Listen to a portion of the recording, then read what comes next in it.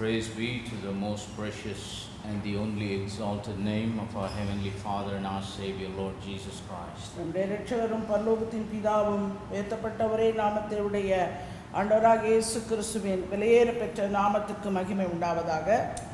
With these few words, I would like to draw your attention to the Word of God. இந்த சில வார்த்தைகளோடு தேவனுடைய வார்த்தைக்கு நேராக உங்கள் கவனத்தை கொண்டு செல்ல நான் விரும்புகிறேன். As most all of you know, we have been talking for the past few weeks on a series called The Purpose of God in the Life of a Believer.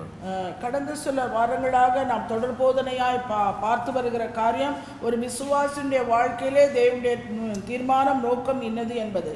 And today I would like to continue from where I left off in the last week. கடந்த வாரத்தில் எந்த இதில் விட்டோமோ அந்த இதிலிருந்து தொடர்ச்சியாக நான் பார்க்க இருக்கிறோம். Let us all stand to honor the reading of God's தேவனுடைய word. வார்த்தையை கனப்படுத்தும்படியாக நாம் யாவரும் எழுந்து நிற்போம். If you have your Bibles, please turn with me to the book of the prophet Isaiah, chapter number 40. ஏசாயா தீர்க்கதரிசன புத்தகம் 40வது அதிகாரத்துக்கு உங்கள் வசனங்களை திருப்புங்கள். வேதாகமத்திலே Verse number 11. 11ஆம் வசனம். And let's go to Romans chapter number 8 and verse number 14. அதன் பின்பாக ரோமருக்கு எழுதின நிருபம் 8வது அதிகாரம் 14ஆம் வசனம். And finally, let us go to 1 Peter chapter number 2, verse number 1, 2 and 3. அதன் பின்பாக 1 பேதுரு 2வது அதிகாரம் 1லிருந்து 3 வரைக்கும். These passages of scriptures are written by Isaiah, Paul and Peter. ஏசாயா, பவுல், பேதுருவால் எழுதப்பட்டது. But God is the one who authored these words. ஆனால் இந்த வார்த்தைகளுக்கெல்லாம் எழுத்தாளர் நம்முடைய ஆண்டவராகிய இயேசு கிறிஸ்துவே. Isaiah is not here, Paul is not here, Peter is not here, but the God who inspired these words of life, He is present with us this morning. இந்த வசனத்தை எழுதின ஏசாயாவோ பவுலோ பேதுருவோ நம்ம மத்தியிலே இல்லை, ஆனால் எல்லாத்துக்கும் காரணராகிய நம்முடைய ஆண்டவர் நம்ம மத்தியிலே இருக்கிறார். Isaiah chapter 40 verse number 11, it says, He shall feed his flock like a shepherd. He shall gather the lambs with his arm and carry them in his bosom, and shall gently lead those that are with young. ஏசாயா 40வது அதிகாரம் 11ஆம் வசனம். மேய்ப்பனை போல தமது மந்தையை மேய்ப்பார், ஆட்டுக்குட்டிகளை தமது புயத்தினால் சேர்த்து தமது மடியிலே சுமந்து கறவலாடுகளை மெதுவாய் நடத்துவார். Romans chapter number 8 and verse number 14. For as many as are led by the Spirit of God, they are the sons of God. மேலும் எவர்கள் தேவனுடைய ஆவியினாலே நடத்தப்படுகிறார்களோ அவர்கள் தேவனுடைய புத்திரராய் இருக்கிறார்கள். 1 Peter chapter number 2 beginning from verse 1 to verse number 3. 1 பேதுரு 2வது அதிகாரம் 1லிருந்து 3 வரை. Wherefore, laying aside all malice and all guile and hypocrisies and envies and all evil speakings, as newborn babes desire the sincere milk of the word, that ye may grow thereby. If so be ye have tasted that the Lord is gracious. இப்படி இருக்க கர்த்தர் தயவுள்ளவர் என்பதை நீங்கள் ருசி பார்த்ததுண்டானால் சகல துர்க்குணத்தையும் சகலவித கபடத்தையும் வஞ்சகங்களையும் பொறாமைகளையும் சகலவித புறங்கூறுதலையும் ஒழித்துவிட்டு நீங்கள் வளரும்படி புதிதாய் பிறந்த குழந்தைகளைப் போல திருவசனமாகிய கலங்கமில்லாத ஞானப்பாலின் மேல் வாஞ்சையாயிருங்கள். May the Lord add His blessing to the reading of His word. வாசிக்க கேட்ட இந்த வேத வசனங்களை தேவன் தாமே நமக்கு ஆசீர்வதித்து கொடுப்பார். Let us bow our heads and close our eyes for a word of prayer. நாம் நம்முடைய தலைகளை வணங்கி கண்களை மூடி ஜெபத்துக்கு. Most gracious and loving Heavenly Father, கிருபையும் அன்பும் நிறைந்த பரலோகத்தின் தகப்பனே, we thank you for this opportunity for us to come together to hear your word. உம்முடைய வார்த்தையை கேட்கும்படியாக இந்த இடத்திலே நீர் எங்களை கூட்டி சேர்த்த உம்முடைய கிருபைக்காய் உமக்கு நன்றி செலுத்துகிறேன். Thank you, Father, for this blessed opportunity that you have given us in the land of this living. ஆண்டவரே, இந்த ஜீவனுள்ள தேசத்திலே இந்த ஒரு நல்ல ஒரு வாய்ப்பை நீர் எங்களுக்கு கொடுத்ததுக்காய் உமக்கு நன்றி செலுத்துகிறேன். I pray, Heavenly Father, that you will anoint my lips to speak an anointed word. ஆண்டவரே, உம்முடைய அபிஷேகப்பட்ட இப்படிப்பட்ட வார்த்தைகளை பேச என் நாவை நீர் அபிஷேகியும். Anoint every ears to hear your word and every hearts to receive your word. ஆண்டவரே கேட்கிற செவி ஏற்றுக்கொள்கிற இருதயத்தை நீர் அபிஷேகிக்க வேண்டுமாய் ஜெபிக்கிறேன். Anoint every lives to be transformed by your word. உம்முடைய வார்த்தையினாலே ஒவ்வொருவருடைய வாழ்க்கையும் மறுரூபம் அடைய வேண்டுமாய் ஜெபிக்கிறேன். We bind all the power of darkness in the name of the Lord Jesus Christ. எல்லா அந்தகாரத்தின் கிரியைகளை உம்முடைய நாமத்தினாலே கடிந்து கட்டி சபித்து அப்புறப்படுத்துகிறேன். May the liberty of your spirit be with us. உம்முடைய விடுதலையின் ஆவியானவர் எங்கள் மத்தியிலே தங்கி இருக்கட்டும். Lead us and guide us in the way everlasting. ஆண்டவரே நித்தியமான பாதைக்கு நேராய் நீர் எங்களை நடத்தும் வழி நடத்தும். Teach that which is profitable unto us. எங்களுக்கு பிரயோஜனமாய் இருக்கிறவைகளை நீர் போதிக்க வேண்டுமாய் ஜெபிக்கிறேன். Let thine people not just hear the voice of a man, ஆண்டவரே ஒரு மனுஷனுடைய சத்தத்தை மாத்திரம் ஜனங்கள் கேட்கிறவர்களாய் அல்ல, but let them hear the voice of God in the inner ears of their heart. ஆண்டவரே அவர்கள் இருதயத்தின் செவிகளினாலே உம்முடைய சத்தத்தை அவர்கள் கேட்கும்படியாய் உதவி செய்யும். Let that bring God's faith into their lives. அவருடைய வாழ்க்கைக்குள்ள அது விசுவாசத்தை கொண்டு வரும்படியாய் செய்யும். And let that faith produce works in their lives. அவர்களுடைய வாழ்க்கையில் அந்த விசுவாசத்தின் கிரியையை அது உண்டாக்கட்டும். May the eternal purpose of you sending your word be fulfilled in each and every one of us. ஆண்டவரே நீருடைய வார்த்தை அனுப்புகிறதான நித்தியமான நோக்கம் ஒவ்வொருவருடைய வாழ்க்கையிலும் நிறைவேற்றப்பட வேண்டும் என்று ஜெபிக்கிறேன். Declare that all the glory, honor and praise is yours and yours alone. ஆண்டவரே சகல துதி கனம் மகிமை மேன்மை எல்லாம் ஒருவருக்கே உண்டாகட்டும். For we ask all of this wonderful blessings in the precious name of the Lord Jesus எல்லா Christ. ஆசீர்வாதங்களும் வெளியேற பெற்ற நாமமாகிய இயேசு கிறிஸ்துவின் நாமத்தினாலே கேட்கிறேன். Amen. Amen. Please be seated. தயவு செய்து உட்காருங்கள். The last couple of weeks we saw, according to the scriptures, how a believer is born of the Spirit. கடந்த சில வாரங்களாக வேத வசனத்தின்படி ஒரு விசுவாசி ஆவியினாலே எப்படி பிறப்பது என்று சொல்லி பார்த்து வந்தோம். To fulfill the purpose of God, it is very important that we make sure that we are the creation of God. தேவனுடைய நோக்கத்தை தீர்மானத்தை நாம் நிறைவேற்றி முடிக்க வேண்டுமானால் நாம் அந்த ஆண்டவருடைய சுத்தத்தை நாம் அறிந்தவர்களாய் நோக்கத்தை அறிந்தவர்களாய் நாம் காணப்பட வேண்டும். Make sure we are the children of நாம் God. தேவனுடைய பிள்ளைகள் என்கிற உறுதி நமக்கு உண்டாக வேண்டும். Make sure we are the creation of God. நாம் தேவனுடைய சிருஷ்டிகள் என்கிற நிச்சயம் நமக்கு உண்டாயிருக்க வேண்டும். Creation means not only created as human beings but also as recreation in Christ Jesus. நாம் மனுஷர்கள் என்கிற நிலையிலே சிருஷ்டிப்பல மாத்திரமல்ல, நாம் தேவனாலே மீண்டுமாய் மறுபடியும் ஜனிப்பிக்கப்பட்டவர்கள் என்கிற ஒரு ஸ்தானத்தில் இருக்கப்பட வேண்டும். We need to know that place where we began our walk with the Lord. அங்கேதான் நம்முடைய ஆண்டவராகிய We need to know where we began our walk with the Lord. நாம் ஆண்டவரோடு எப்பொழுது நம் நடையை நடக்க ஆரம்பித்தோம் என்பதை நாம் அறிய வேண்டியது அவசியமாக இருக்கிறது. It is very important.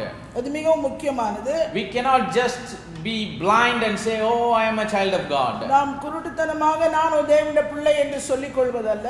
Because we need to know where we began our walk with the Lord, and our born again experience with the Lord is very important. நம்முடைய மறுபிறப்பின் அனுபவத்தோடு ஆண்டவரோடு கூட நடக்கிற நடை மிகவும் முக்கியமானது. Because birth only makes us to be God's children. ஏனென்றால் பிறப்பு ஒன்று மாத்திரமே நம்மை தேவனுடைய பிள்ளைகள் ஆகும்படியான தகுதியை கொடுக்கிறது. How did we become children to our parents? நம்முடைய பெற்றோர்களுக்கு நாம் எவ்விதமாய் பிள்ளைகளானோ, We did not write an application to our father and mother and pleaded them to accept us into the ஒரு family. விண்ணப்ப படிவத்திலே நம்முடைய பெற்றோருக்கு விண்ணப்பமாக என்னை உங்கள் பிள்ளையாய் ஏற்றுக்கொள்ளுங்கள் என்று நாம் எழுதி கொடுத்ததினாலே பிள்ளையாக We are children of our parents and members in our family because we were born to them. நம்முடைய பெற்றோர்களுக்கு பிள்ளையாக நம்ம குடும்பத்திலே நாம் அங்கத்தினர்களாக மாறினது எப்போது?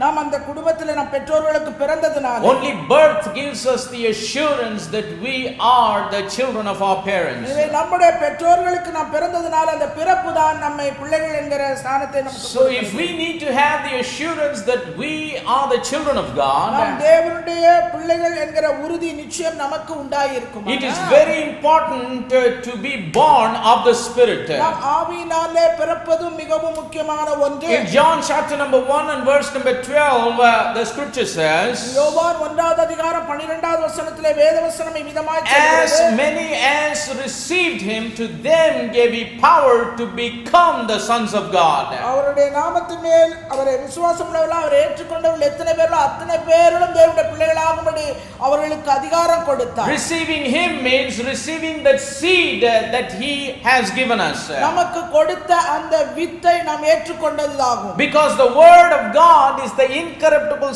seed. ஏனென்றால் தேவனுடைய வார்த்தை அழிவில்லாத with. Only that is the seed of God. அதுதான் தேவனுடைய வித்தாய் இருக்கிறது. Praise the name of the living God. So after birth what happens? எனவே பிறப்புக்கு பின்பு என்ன நடக்கிறது? See, the birth of a child creates all kind of excitement until the time it is born. அந்த குழந்தை பிறக்கும் வரைக்கும் அந்த குழந்தையை குறித்த ஒரு ஆர்வம் எல்லாமே அது பிறக்கிற வரைக்கும் இருக்கும். But after the child is born, ஆனா அந்த குழந்தை பிறந்து வெளியே வந்த பின்பு we need to understand the birth is behind them.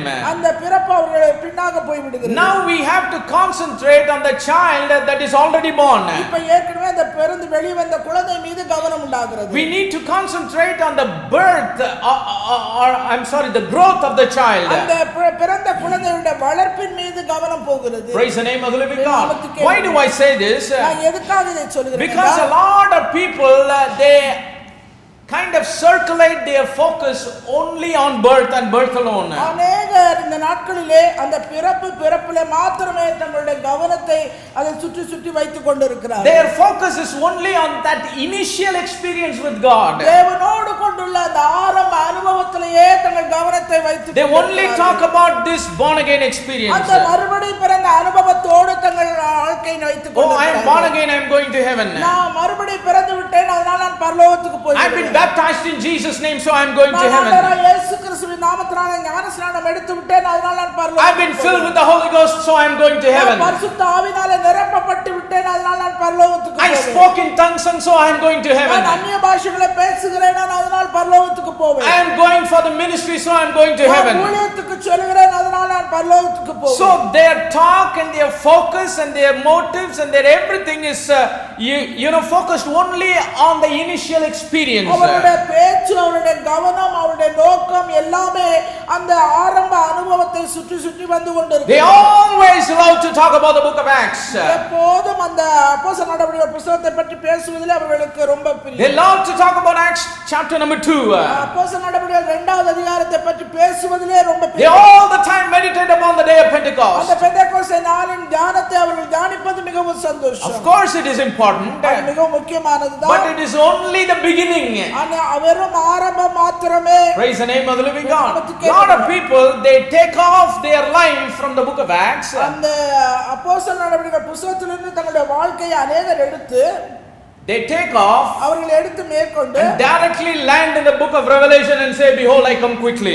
அதுக்கப்புறம் இறங்குறது அந்த ஏதோ சீக்கிரமாய் வருகிறேன் என்கிற வெளிப்படுத்தின விசேஷத்துல போய் நிப்பாங்க. They take off from Acts 2:38, skip all the epistles, the Pauline epistles, the Romans, the Corinthians, the Colossians, the Ephesians, and land in the book of Revelation. அப்போஸ்தலர் நடவடிக்கைகளுக்கும் வெளிப்படுத்தின விசேஷத்துக்கும் இடையில இருக்கிற அப்போஸ்தலர்கள் எழுதிய பவுல், பேதுரு, யோவான் எழுதின எல்லா நிருபங்களையும் விட்டுவிட்டு கடைசி புத்தகமாய் அந்த வெளிப்படுத்தின புத்தகத்துக்கு They will talk about the initial experience and then they talk about the ending. அவர்கள் ஆரம்ப அனுபவத்தை பேசுவார்கள், அடுத்து முடிவுக்கு போய் விடுவார்கள். But many people would try to skip the process that is in the middle. அந்த இடையில நடக்கிற அந்த நடைமுறை அந்த process-ஐ கம்ப்ளீட்டா விட்டுருவாங்க. But we need to understand, நாம் ஒரு காரியத்தை புரிந்து கொள்ள வேண்டும். Christian life, it doesn't happen like that. கிறிஸ்தவ வாழ்க்கை என்பது அப்படிப்பட்டது அல்ல. Yes, we need to be born again. நாம் மறுபடியும் பிறந்த பின்பு we need to grow. நாம் வளர வேண்டும். In the natural, இயற்கையில எப்படியோ after the birth of a baby, you look forward to a growth. ஒரு குழந்தை பிறந்த பின்பு அந்த குழந்தை வளர்வதை எப்படி நாம் எதிர்பார்க்கிறோமோ அதுபோல, Because when a child is born, if it doesn't grow the way it should, the purpose for which that child was born cannot be accomplished. ஒரு குழந்தை பிறந்து அது வளர வேண்டிய முறையில் அது வளராமல் இருக்குமானால் அந்த குழந்தை பிறந்ததான நோக்கம் ஒன்றுமில்லாமல் If a போகிறது. baby denies its own growth, how it can fulfill the purpose for which it is ஒரு born?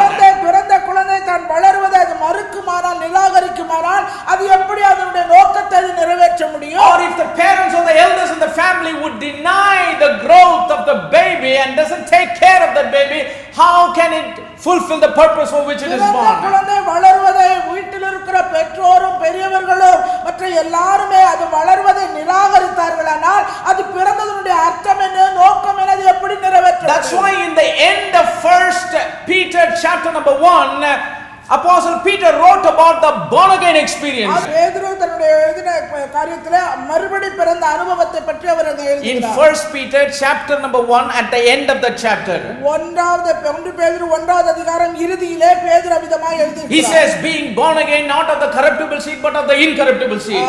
அழிவுள்ள வித்தினால் அல்ல, என்றென்றைக்கும் அழியாத நிலைக்கிறதுமான ஜீவ வசனத்தினாலே மறுபடியும் ஜெனிப்பிக்கப்பட்டிருக்கிறீர்களே. And when he began 1 Peter chapter number 2, ஆனா 1 பேதுரு 2வது அதிகாரத்தை ஆரம்பிக்கும் போது he is talking about the growth. அந்த வளர்ச்சியை பற்றி அங்க அவர் At பேசுகிறார். the end of 1 Peter chapter number 1, he talked about birth. 1 பேதுரு 1வது அதிகாரம் இறுதியிலே பிறப்பை பற்றி சொன்ன But பேதுரு immediately after the birth, உடனே பிறந்த உடனே immediately after the born again அந்த experience, மறுபடியும் பிறந்த அனுபவத்தை பெற்ற in உடனே the beginning of the 2nd chapter of 1 Peter, அந்த 1 பேதுரு 2வது அதிகாரம் ஆரம்பத்திலே he is talking about the growth of a person that was born at the end of the 1st chapter of 1 அந்த Peter. முதல் அதிகாரம் இறுதியிலே மறுபடியும் பிறந்த அந்த நபர் 2வது அதிகாரத்தின் முதலிலேயே அவர் வளர்வதை பற்றி அங்கே சொல்லுகிறார். So the immediate focus after the birth should be growth. எனவே பிறந்த உடனே பிறந்த ஒன்று வளரப்பட வேண்டும். After, as it is in the natural, இயற்கையிலே எப்படியோ so also it is in the spiritual. அப்படியே ஆவிக்குரிய நிலையிலும் When a baby is born, as we shift our focus quickly towards the growth of the baby after it is born, ஒரு குழந்தை பிறந்து அது வெளியே வந்தவுடனே அந்த பிறந்த குழந்தை வளர வேண்டும் என்று நம்முடைய கவனம் எப்படி போகிறதோ அதுபோல we will only have the memories of the birth. அந்த பிறப்பினுடைய ஞாபகத்தை நம்முடைய But after it is born, the concentration and the focus will be upon the growth of the child. ஆனால் அந்த பிறந்த குழந்தை வெளியே வந்து பிறந்த உடனே அவன் அதனுடைய வளர்ச்சியை பற்றி நம்முடைய காரியங்கள் இருக்கிறது. Only when the child grows in a proper way, ஒரு குழந்தை சரியான முறையிலே அது வளரும்போது மாத்திரமே, only if it grows strong, அது பலமாய் வளர்ந்தால் மாத்திரமே, only if it have a healthy growth, ஒரு ஆரோக்கியமான வளர்ச்சியிலே அது வளர்ந்தால் the மாத்திரமே purpose for which that child was born will be fulfilled. அந்த குழந்தை என்ன நோக்கத்துக்காக பிறந்ததோ அந்த நோக்கம் அங்கே நிறைவேற்றப்படுகிறது. So no child can deny to grow. எனவே எந்த ஒரு பிறந்த குழந்தையும் வளருவதை அது மறுக்காது. No parents or elders will deny the growth of a child that is born. அந்த பெற்றோர்களோ வீட்டில் இருக்கிற பெரியவர்களோ அந்த குழந்தை வளர வேண்டும் என்கிறதுல மறுப்பு தெரிவிக்க மாட்டாங்க. See, as it is in the natural, இயற்கையிலே எப்படியோ so also it is in the spiritual. அதே போல ஆவிக்குரிய நிலையிலும் உண்டு. Generally people aspire to grow in many things. வளர்வதற்கு பொதுவாக அநேக காரியங்களை மனுஷர்கள் They want to grow physically. அவர்கள் சரீர பிரகாரமாக வளர They want to grow in knowledge. அவர்கள் அறிவிலே வளர வேண்டும் என்று They want விரும்புகிறார்கள். to grow in educating themselves. தாங்களே கல்வி தரத்திலே உயர்த்த வேண்டும் என்று விரும்புகிறார்கள். They want to grow in their career. அவர்களுடைய வாழ்க்கையின் காரியங்களிலே அவர்கள் முன்னேற வேண்டும் என்று They want to விரும்புகிறார்கள். grow in their finances. அவர்கள் பொருளாதாரத்திலே வளர வேண்டும் என்று விரும்புகிறார்கள். They want to grow in the social status. சமூக அந்தஸ்திலே சமுதாய அந்தஸ்திலே உயர வேண்டும் என்று They want to grow in their economy. அவருடைய பொருளாதார நிலையிலே அவர்கள் உயர வேண்டும் என்று It is the விரும்புகிறார்கள். general intuition of a human being to grow in everything. ஒரு மனுஷனாய் பிறந்த எவனுக்கும் அவனுடைய உள்ளுணர்வு சொல்லுகிற ஒரு காரியம் எல்லாவற்றிலும் அவன் வளர வேண்டும் உயர வேண்டும். Nobody would like to stay idle. யாருமே அப்படியே பிறந்த நிலையில அப்படியே இருக்க வேண்டும் என்றது விருப்பம் But அல்ல. when it comes to spiritual life, ஆனால் ஆவிக்குரிய வாழ்க்கை வரும்போது many people are careless and careless. அநேகருக்கு அதுல கவனமும் இல்லை கருத்தும் இல்லை. Many people show a kind of lethargy in their growth in Christ. அவர்கள் கிறிஸ்துவுக்குள் வளர்கிற வளர்ச்சியை குறித்த கவலையற்ற ஒரு We காரியம். need to understand as believers, ஒரு விசுவாசிகள் என்கிற நிலையில நாம் புரிந்து கொள்ள வேண்டிய காரியம். we are born again when we begin our walk with the Lord. ஆண்டவரோடு கூட நடக்க ஆரம்பிக்கிற அந்த நிலைமை நாம் மறுபடியும் பிறந்த ஆரம்ப But நிலை. after we are born of the Spirit, நாம் ஆவியினாலே மறுபடியும் பிறந்த பின்பு and after we receive the Spirit in accordance with the Holy Scriptures, பரிசுத்த வேத வசனங்களின்படி ஆவியை நாம் அவரிடத்திலிருந்து பெற்றுக்கொண்ட பின்பு like we saw in the last week, கடந்த வாரத்துல நாம் பார்த்தபடி our full commitment and our focus and our concentration should be upon the growth. நம்முடைய முழு அர்ப்பணிப்பு முழு கவனம் கருத்து முழுவதுமே நம்முடைய வளர்ச்சியிலே இருக்கப்பட வேண்டும். We can be careless in any kind of growth but not in the growth in Christ. நம்ம மற்ற வளர்ச்சியிலே குறித்து கவலையற்று கருத்தற்றிருப்பது போல நம்முடைய ஆவிக்குரிய வாழ்க்கையில அப்படி இருக்கப்படக்கூடாது. Because once we grow in Christ, we will grow in everything. ஏனென்றால் நாம் கிறிஸ்துவுக்குள்ளே நாம் வளர ஆரம்பித்தால் ஆட்டோமேட்டிக்கா தானாக மற்ற எல்லாவற்றிலும் நாம் வளர்ந்து வருவோம். It is impossible for anyone to bypass growth. அந்த வளர்ச்சியை குறுக்காக எவரும் தடுத்து போக முடியாது. A baby that is born cannot say, I want to bypass the growth and want to fulfill the purpose for which I was born. குழந்தை நான் வளர்வதை நான் தவிர்க்கிறேன், நிராகரிக்கிறேன், ஆனால் நான் வளர்ந்த பிறந்த நோக்கத்தை நான் நிறைவேற்றுவேன் என்று சொல்ல முடியாது. It is impossible to bypass our spiritual growth also. அப்படியாக நம்முடைய ஆவிக்குரிய வளர்ச்சியும் நாம் வளர்வது சாத்தியம், வளர வேண்டியது அவசியம், அது சாத்தியப்படாது. Why many people don't like growth? ஏன் அநேகர் வளர்ச்சியை விரும்புகிறதில்லை? Because growth is not instant, growth is a process. ஏனென்றால் அந்த வளர்ச்சி என்பது உடனடியாக நடக்கிற ஒரு காரியம் அல்ல, அது கொஞ்சம் கொஞ்சமாக காலங்களாக நடக்க வேண்டிய Growth takes time. அது காலங்களை எடுத்துக் கொள்கிறது. Growth takes efforts. அது முயற்சியை எடுக்க வேண்டியதா இருக்கிறது. Praise the name of the living God. Lot of times people talk about seed time and harvest. அநேகர் என்ன பண்ணுவாங்க, நேரத்தை பார்ப்பாங்க, அந்த அறுவடைக்கு போகாது. Seed time and harvest. Sowing the seed. நேரம், அறுக்கிற ஒரு நேரம். They talk about sowing the seed then harvesting. விதைக்கிற நேரம், அது அறுக்கிற. But in between sowing the seed and harvesting, ஆனா இந்த விதையை விதைத்திருக்கிறதுக்கு அறுவடை செய்கிறதுக்கு இடைப்பட்ட அந்த காலம், in between the birth and the purpose of the birth, அந்த பிறப்புக்கும் பிறப்பின் நோக்கத்தை நிறைவேற்றுவதற்கு இடைப்பட்ட காலம், there is an in between season. அது இடைப்பட்ட ஒரு காலமாய் இருக்கிறது. That in between season is the growth season. அந்த இடைப்பட்ட காலம் தான் வளருகிற காலம். That in between season is the season of maintenance. அந்த இடைப்பட்ட காலம் தான் பராமரிக்கிற ஒரு காலம். That in between season is the season of watering. அந்த இடைப்பட்ட காலம் தான் தண்ணீர் பாய்ச்சுகிற நேரம். That's why Apostle Paul, when he was writing his letter to the saints of the church of the city of Corinth, Corinth பட்டணத்துக்கு பரிசுத்த பவுல் அப்போஸ்தலன் எழுதுகிற காரியமானது, he said, I planted, நான் நட்டேன், Apollos watered, அப்போலோ நீர் பாய்ச்சினான், but God gave the increase. ஆனால் தேவனே விளையச் செய்தார். Praise the name of the living God. He did not say, I planted, God gave the increase. நான் நட்டேன், அப்ப ஆண்டவர் எனக்கு விளைய செய்தார். But he said, I planted, Apollos watered, and God gave the increase. நான் நட்டேன், அப்போலோ நீர் பாய்ச்சினான், தேவனே விளையச் செய்தார். Because Apostle Paul, he first brought the gospel of Christ to the saints of the church of the city of Corinth. Corinth பட்டணத்தில் இருக்கிற பரிசுத்தவான்களுக்கு முதலாவதாக தேவனுடைய சுவிசேஷத்தை அறிவித்தவர் Pavul. But Paul was not stationed in that one place. அந்த இடத்திலேயே அவர் அங்கே தங்கி இருக்கவில்லை. Because his calling is an apostle to go from city to city, country to country, take the gospel. Pavul அப்போஸ்தலனுடைய ஊழியம் என்றால் பட்டணங்கள் தோறும், தேசங்கள் தோறும் அவர் கடந்து சென்று சுவிசேஷத்தை அறிவிப்பது. Praise the name of the living God. But after he was gone, அவிதமாய் அவர் கடந்து போன பின்பு, there was another man of God named Apollos. அந்த அப்போலோ என்கிற இன்னொரு தேவனுடைய மனுஷன் வந்தார். He came and taught the believers. அவர் அந்த விசுவாசிகளோட பேசினார். He helped them to grow in the Lord. அவர்கள் கர்த்தருக்குள்ளே வளர்வதற்கு உதவி செய்தார். God used him as a vessel for the growth of the believers at the city of Corinth. அந்த Corinth பட்டணத்தில் இருந்த விசுவாசிகள் வளர்வதற்கு அவர்களுக்கு உதவியாய் இருந்தார் அந்த Apollo. So nobody can belittle growth. யாருமே அந்த வளர்ச்சியை தடுத்து மீறி போக முடியாது. Though it is a process, we need to go through the process. எனவே வளர வேண்டியது முறை என்றால் நாமும் வளர்ந்துதான் ஆக வேண்டும். We live in an instant world. நாம வாழ்ந்து கொண்டிருக்கிற எல்லாமே உடனடியா நடக்கிற காரியம். We have a coffee called instant coffee. நம்ம காஃபியை கூட இன்ஸ்டன்ட் காஃபி என்று சொல்றோம். Why people don't want to wait and filter and take the powder and go through that process? ஏனென்றால் அவர்கள் அந்த காபி தூள் போட்டு கொதிக்க வைத்து அது வடிகட்டி அதுக்கெல்லாம் நேரம் கிடையாது. They just want to boil the milk, put the powder, mix it and drink it. அதனால பாலை காய்ச்சணும், உடனே தூள போடணும், கலக்கணும், குடிக்கணும். Everything they want to do instantly. எப்படிமா எல்லாமே சடன்லியாக உடனடியாக செய்ய They want to press the button and get things done. அதுபோல பட்டனை அழுத்த வேண்டும், காரியங்களை நடக்க வேண்டும், போக வேண்டும். If you need money, they take a little plastic card, put it in a machine, punch some numbers and then they want to get cash.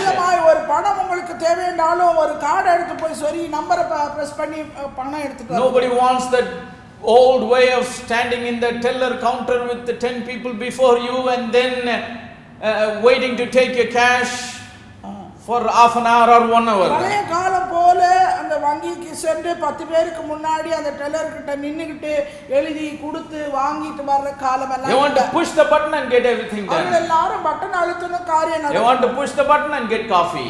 Button அழுத்தணும் காஃபி எடுக்கணும். Another button they press, they get tea. இன்னொரு button அழுத்தினா அவங்களுக்கு tea. Another button hot water. இன்னொரு button அவங்களுக்கு சுடு தண்ணி. Another button milk. இன்னொரு பட்டன் அவங்களுக்கு பால். Another button cash in ATM. இன்னொரு பட்டன் அழுத்தினா பணம். So with this mentality, இதே மனநிலையிலே they expect salvation also. ரட்சிப்பையும் அதே மாதிரி எதிர்பார்க்கிறாங்க. They want to push a button and want to be born again. அவர்கள் வந்து ஒரு பட்டன் அழுத்தினா அவங்க மறுபடியும் They want to push a button and they want to grow. ஒரு button அழுத்தினா அவங்க வளர்ந்துருவாங்க. They push another button, salvation need to come. அதுபோல ஒரு button அழுத்தினா அவங்களுக்கு Another button, the healing needs to come. அவர்களுக்கு சுகம் உண்டாக வேண்டும். இன்னொரு button அழுத்தினா Nobody can bypass growth, my brothers and sisters. எனவே அன்பான சகோதர சகோதரிகளே, கர்த்தருக்குள் வளர்கிற வளர்ச்சியை எவராலும் தடுத்து குறுக்கே போக முடியாது. Do you know Jesus? He did many miracles. ஆண்டவர் अनेक அற்புதங்களை செய்தார். He opened the eyes of the blind. அவர் குருடருடைய கண்களை திறந்தார். He made the deaf to hear. அவர் செவிடருடைய காதுகள் கேட்கும்படி He made the mute to speak. ஊமையரை பேசும்படியாய் செய்தார். He made the handicapped to walk straight. நடக்க முடியாதவர்கள் நன்றாக நடக்கும்படி உதவி செய்தார். He turned many people's death into life. அநேகருடைய மரணத்தை ஜீவனாக அவர் மாற்றினார். He raised many people dead, that is back to life. மரித்து போனவர்களை உயிரோடு எழுப்பினார். Even Lazarus, who is dead and buried for 4 days, God called him out and brought him back to life. லாசரு மரித்து அடக்கம் பண்ணி 4 நாள் ஆன பின்பும் போய் அவனை உயிரோடு But there is one miracle that Jesus never did. ஆனா ஒரே ஒரு அற்புதம் மாத்திரம் ஆண்டவர் செய்யவே இல்லைங்க. He will never do also. அதை இனிமேலும் அவர் செய்ய போறார். Do you know what is that miracle? அந்த அற்புதம் என்ன தெரியுமா? He did not take a 4-year child ஒரு 4 வயது குழந்தையை எடுத்து and pray for that child to become 40 years instantly. அது 40 வயசு ஆகும்படியா உடனடியா அப்படி ஜெபம் பண்ணல. He never taught anyone to do like that. அவிதமாய் செய்யும்படி அவர் யாருக்கும் கற்றுக் கொடுக்கவும் இல்லை.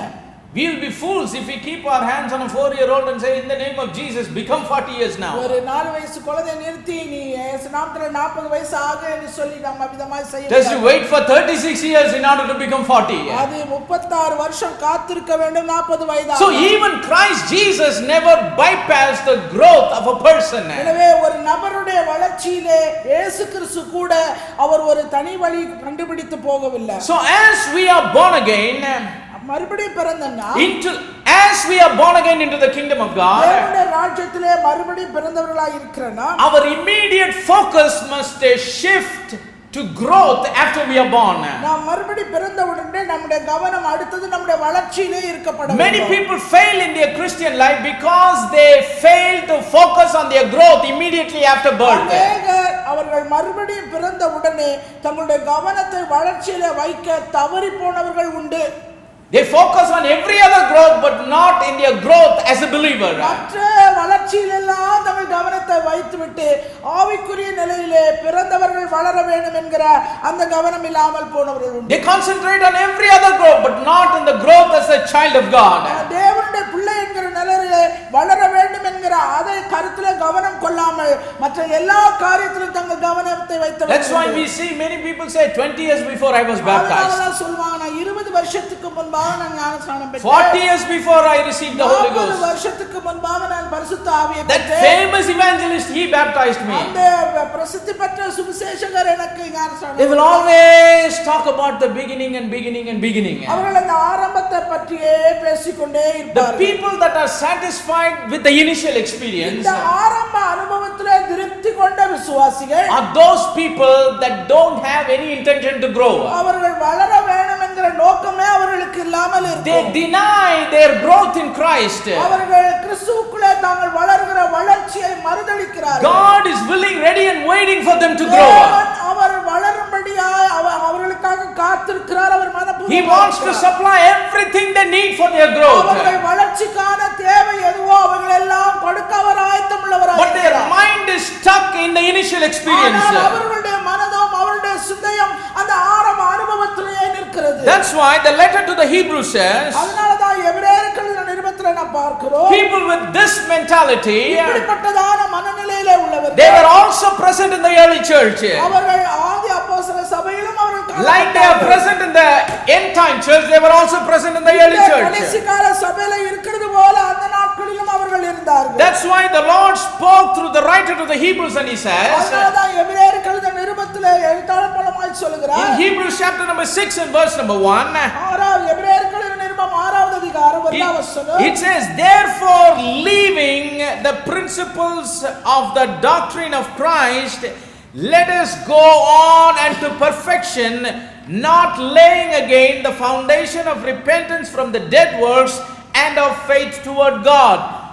Verse 2, of the doctrine of baptism and of laying on of hands and of resurrection of the dead and of eternal judgment, and this will we do if God permit. Verse 3. 1லிருந்து 3 வரை. ஆகையால் கிறிஸ்துவை பற்றி சொல்லிய மூல உபதேச வசனங்களை நாம் விட்டு செத்த கிரியைகளுக்கு நீங்களாகும் மனம் திரும்புதல், தேவன் பேரில் வைக்கும் விசுவாசம், ஸ்நானங்களுக்கு அடுத்த உபதேசம், கைகளை வைக்குதல், மரித்தோரின் உயிர்த்தெழுதல், நித்திய நியாயத்தீர்ப்பு என்பவைகளாகிய அஸ்திபாரத்தை மறுபடியும் போடாமல் பூரணராகும்படி கடந்து போவோமாக. தேவனுக்கு சித்தமானால் இப்படியே செய்வோம். Praise the name of the living God. So here the writer to the Hebrews he writes, leaving the principles of the doctrine of Christ. What does it mean to say? Some people they misunderstand. What is this? This writer to the Hebrews says, leave the principles of the doctrine of Christ. See, how many times will he lay the foundation? If a person keeps on putting only the foundation, when the house will be built? So he is talking about the foundational principles. You can lay the foundation only once. That is why a person can only once be born in the natural. Once a person is born, the full concentration goes to the growth. It's impossible to concentrate on the birth of the same person again and again and again.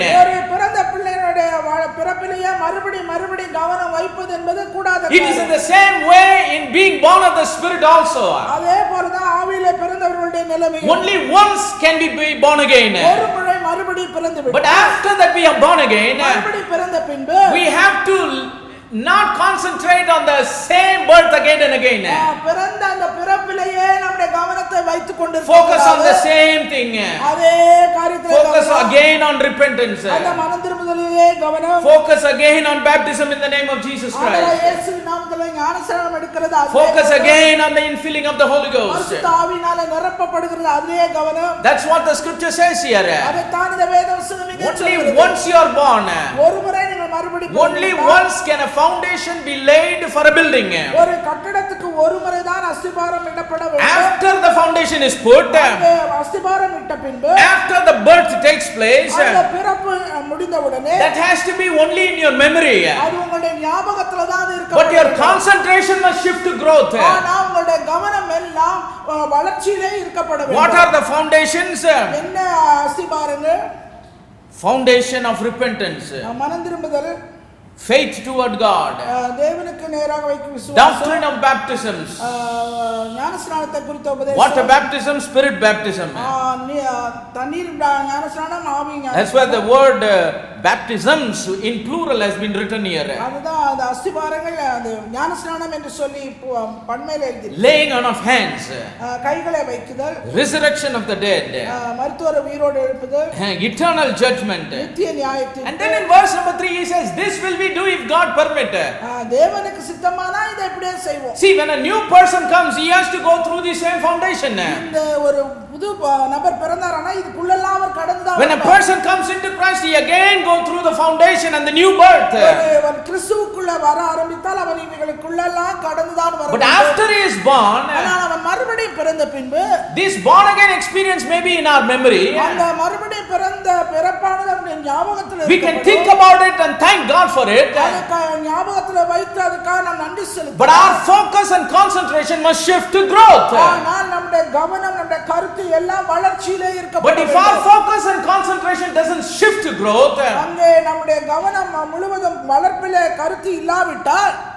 we are denying our own growth in Christ. கிறிஸ்துவுக்குள்ளே வளர்கிற வளர்ச்சியை நாமே மறுக்கிறவர்களாய் இருக்கிறோம். Just think about this. If a child is born and if it is denied growth, கொஞ்சம் கற்பனை செய்து பாருங்க, பிறந்த ஒரு குழந்தை நான் வளரவே மாட்டேன்னு மறுக்குதுன்னா எப்படி இருக்கும்? If a baby is born and says I deny my growth, ஒரு குழந்தை பிறந்த குழந்தை நான் வளர்றதை நான் மறுக்கிறேன் என்று சொல்கிறது, what will happen? என்ன நடக்கும்?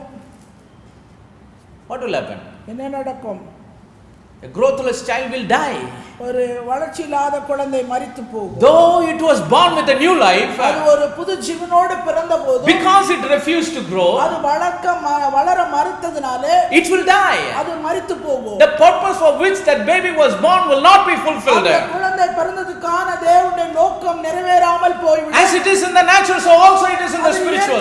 எப்படியோ அப்படியே ஆவிக்குரிய வாழ்க்கை. We who are born again மறுபடியும் பிறந்த நாம் have ecstatic experience with the Lord. ஆண்டவரோடு கொண்டுள்ள அந்த நெருக்கமான இணக்கமான அந்த The incorruptible seed of God's word, அவருடைய அழிவில்லாத வித்தினாலே the work of the repentance, அந்த மனம் திரும்புதல், the work of the Holy Ghost in our heart, பரிசுத்த ஆவியினாலே நமக்குண்டான நிறைவு, and we coming forward and openly confessing, நாம் வெளிப்படையாக முன்வந்து அறிக்கையிட்டு being baptized in the name of the Lord Jesus Christ for the remission of our sins, நம்முடைய பாவங்களுக்காக ஆண்டவராகிய இயேசு கிறிஸ்துவின் நாமத்தினாலே எடுத்துக்கொண்ட ஞானஸ்நானம், receiving the gift of the Holy Ghost. பரிசுத்த ஆவியின் வரத்தை பெற்றுக்கொண்டது. It is all wonderful. இது எல்லாமே நல்லதுதான். We can think about it all the days of our life in our memory and thank God for it. நாம் உயிரோடு இருக்கிற காலம் வரைக்கும் அவங்களை குறித்து சிந்தித்து ஞாபகப்படுத்தி ஆண்டவருக்கு நன்றி செலுத்துவது. Because every growth begins from a birth. ஏனென்றால் ஒவ்வொரு வளர்ச்சியுமே இந்த பிறப்பிலிருந்து தான் ஆரம்பிக்கிறது. That's a significant time in the life of a believer. ஒரு விசுவாசியுடைய வாழ்க்கையினுடைய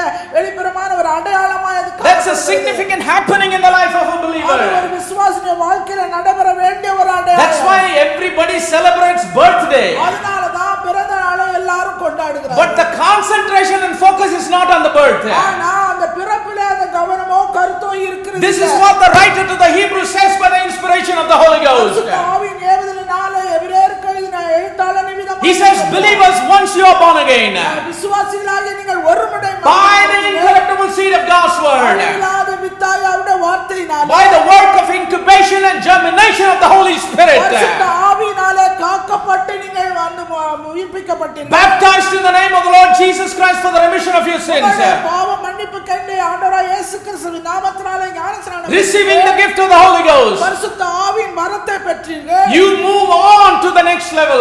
ஒவ்வொரு நிலை கடந்து அடுத்த நிலைக்கு You move on to growth. வளர்ச்சிக்கு நேராக நீங்கள் கடந்து. The scripture here says in the beginning, let us go on unto perfection. வேத வசனம் என்ன சொல்கிறது? பூரணராகும்படி நாம் கடந்து போவோம். Pentecost is just the beginning. எனவே அந்த ஆரம்ப நிலை அனுபவம் பிறப்பு அதனுடையது. But Pentecost must lead us into perfection. அது பூரணத்துக்குள்ளே கடந்து போக வேண்டும். Praise the name of the living God. As the Lord is restoring the church of Jesus Christ, இயேசு கிறிஸ்துவின் சபையை தேவன் எப்படி மீண்டுமாய் அவர் சீர்படுத்துகிறார். in the past hundreds of years, when you look at the church history, கடந்த காலத்திலே 100 வருஷங்களுக்கு முன்பாக சபை வரலாற்றிலே நடந்தது எப்படியோ, the Lord was restoring his light into the church after the dark ages, little by little. அந்த இருண்ட காலத்துக்கு பின்பாக தேவன் தம்முடைய ஜீவனை சபைக்குள்ளே கொஞ்சம் கொஞ்சமாக கொண்டு வந்தார். And to restore his light, God raised many wonderful men of God. தம்முடைய ஜீவனை சபைக்குள்ளே மீண்டுமாய் கொண்டு வருவதற்கு अनेक அற்புதமான மேன்மையான பாத்திரங்களை God used Martin Luther. God used the Wesley brothers. God used Brother William Branham. Like that, God used many vessels to restore his light back to his church.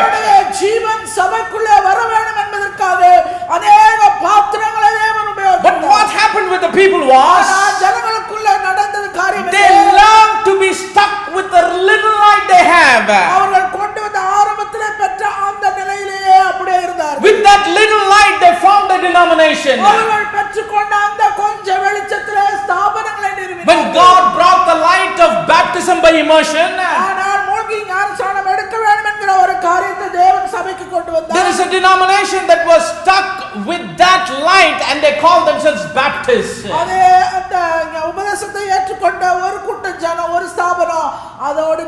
Another light came, they formed a denomination and called themselves Methodists. உபதேசத்தை எடுத்துக்கொண்டு அதோடு நின்று போனது. Like that it came out in history. அப்படியே வரலாறுல கொஞ்சம் கொஞ்சமாக அதோடு அப்படியே நின்று. God restored a light from the dark to Brother Martin Luther. Martin Luther மூலமாய் தேவன் அந்த வெளிச்சத்தை மீண்டும் சபைக்குள்ளே The just shall live by faith. நீ விசுவாசத்தினால நீதிமான் பிழைப்பான். Yes, it was a step of revelation, but that is not the entire revelation. முழு வெளிப்பாடும் அல்ல, அது வெளிப்பாட்டுக்குரிய முதல் படி அது. But what happened? People got stuck with that light and formed a denomination called Lutheran. அந்த இடத்திலேயே லுத்தரன் என்கிற ஒரு ஸ்தாபனத்தை ஸ்தாபித்து நின்று கொண்ட ஜனங்கள் அங்கே தான் இருக்கிறார்கள். But a true Christian, ஒரு உண்மை கிறிஸ்தவன், the real life of a believer, ஒரு உண்மையுள்ள ஜீவனுள்ள விசுவாசி should not be stuck with some little light and some little experience. கிடைக்கப்பட்ட கொஞ்ச அனுபவத்துல கொஞ்ச வெளிச்சத்துல நின்று போகிறவன் அல்ல. It must progressively grow. அவனுடைய வாழ்க்கையிலே முன்னேற்ற பாதையிலே அவன் வளர்ந்து கொண்டே செல்ல வேண்டும். The growth graph of a believer must be in the upward trajectory. ஒரு விசுவாசியுடைய வாழ்க்கையிலே வளர்ச்சி என்பது முன்னேறி மேலேறி செல்லக்கூடிய ஒரு And it is sad to say many people are stuck even with the Pentecostal experience. அநேகர் இந்த நாட்களில் இந்த பெந்தெகோஸ்து அனுபவத்தில் அப்படியே நின்று போனவர்கள் உண்டு. The initial experience they had with the Lord. ஆரம்ப அனுபவம் ஆண்டவரோடு கொண்டுள்ள அந்த ஆரம்ப அனுபவ நிலையிலே நின்றவர்கள். Baptism is not the end. எனவே ஞானஸ்நானம் முடிவு அல்ல. Initial Pentecostal experience is not the end. ஆரம்ப பெந்தெகோஸ்து அனுபவம் முடிவு அல்ல. We need to go on into perfection. பரிபூரணத்துக்கு நேராக கடந்து செல்ல வேண்டியவர்களாய் இருக்கிறோம். True believers, they begin from Pentecost and move on towards perfection. விசுவாசிகள் அந்த ஞானஸ்நானத்தில் இருந்து பெந்தெகோஸ்து அனுபவத்தை அடைந்ததிலிருந்து பரிபூரணத்துக்கு நேராக அவர்கள் Pentecost experience is the true real birth. அந்த பெந்தெகோஸ்து அனுபவம் உண்மையான மறுபிறப்பின் அனுபவம். But from there we have to grow in the light of the Lord. அங்கே இருந்து தேவனுடைய ஜீவனுக்குள்ளே நாம் வளர வேண்டியது அவசியம். Day after day, நாள் ஒவ்வொரு நாளும், week after week, ஒவ்வொரு வாரமும், month after month, ஒவ்வொரு மாதமும், year after year, ஒவ்வொரு வருஷமும், minute after minute, ஒவ்வொரு நிமிஷமும், second after second, ஒவ்வொரு நொடியும் our growth in Christ is very important. கிறிஸ்துவுக்குள் வளருகிற வளர்ச்சி மிகவும் If we முக்கியமானது. deny to grow in Christ, கிறிஸ்துவுக்குள்ளே வளர மறுப்போம், if we don't grow the way we should in the Lord, ஆண்டவருக்குள்ளே வளர வேண்டிய பிரகாரமாய் நாம் வளர மறுப்போம், we will die in our spirit.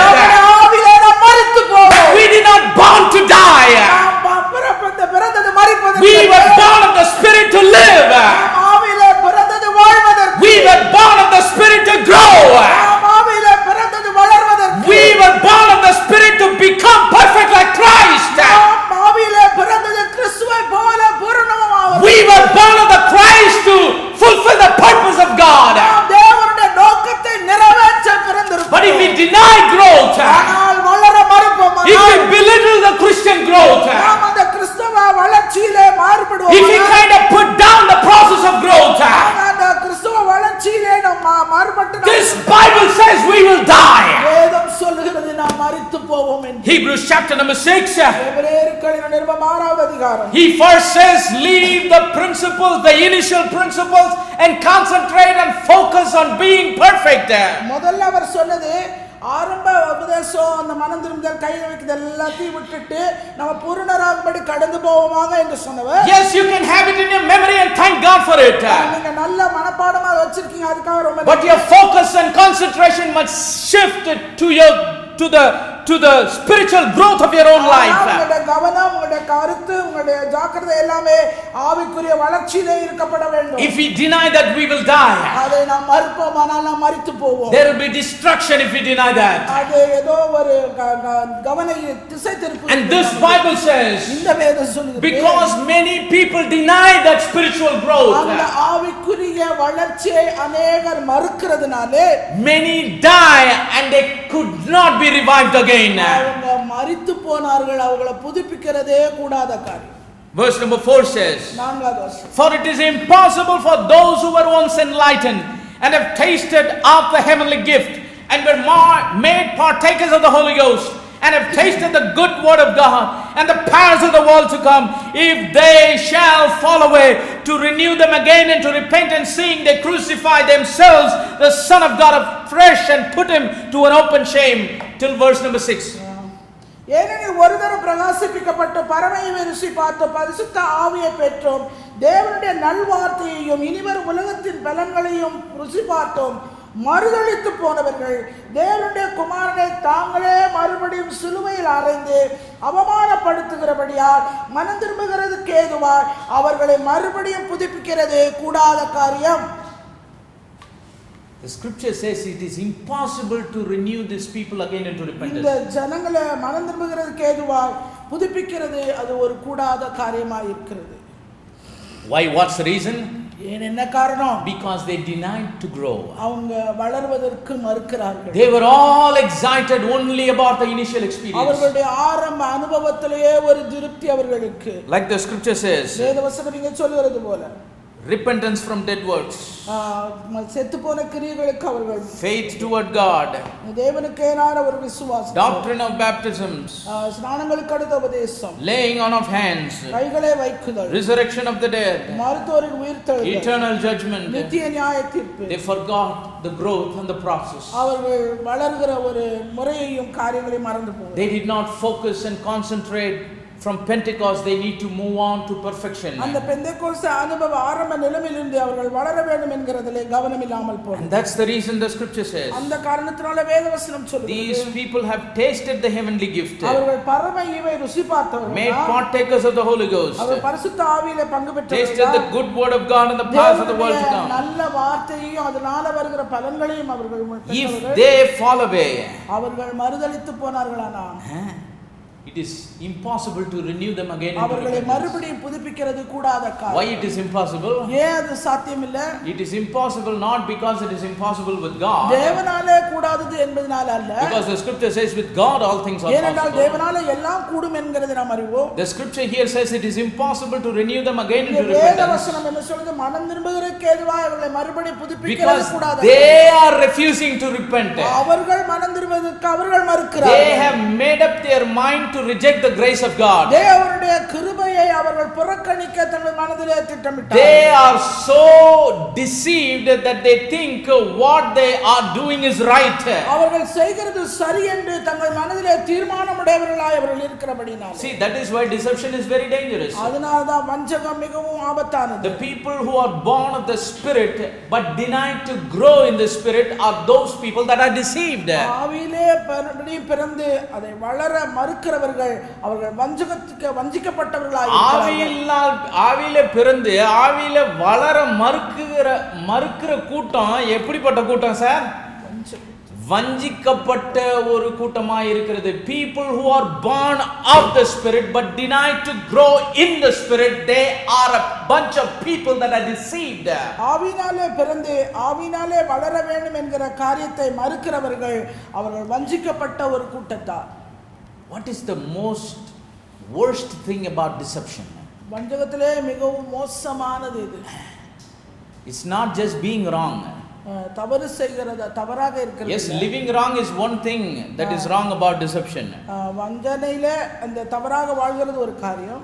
But the worst thing about deception is வஞ்சகத்திலே மிகவும் மோசமானது என்னன்னா the one that is deceived, they think living the wrong way is right.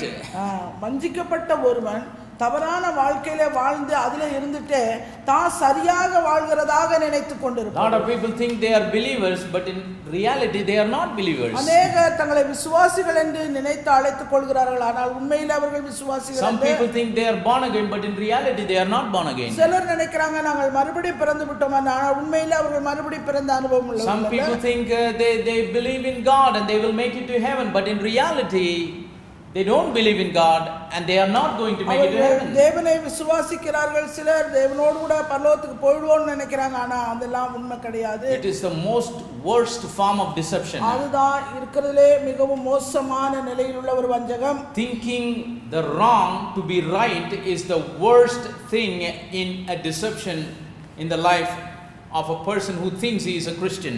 ஒரு கிறிஸ்தவன் என்று சொல்லி வாழ்கிற ஒருவன் தவறான காரியங்களிலே இருந்து கொண்டு செய்து கொண்டு தான் சரியாக நேர்மையாக இருப்பதாக நினைத்துக் கொண்டிருக்கிற வஞ்சகத்தில் இருப்பது. If we deny growth, we are deceived.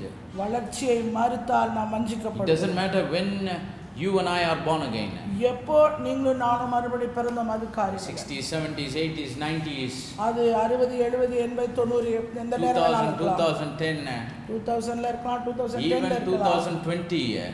2020ல கூட இருக்கலாம். Are we concentrating and focusing on our growth immediately after we are born? நாம் மறுபடி பிறந்த உடனே நம்முடைய வளர்ச்சியிலே நம்முடைய கவனம் இருக்கிறதா என்பதை நாம் பார்க்க வேண்டும். That is very important. அதுதான் மிகவும் முக்கியமானது. Without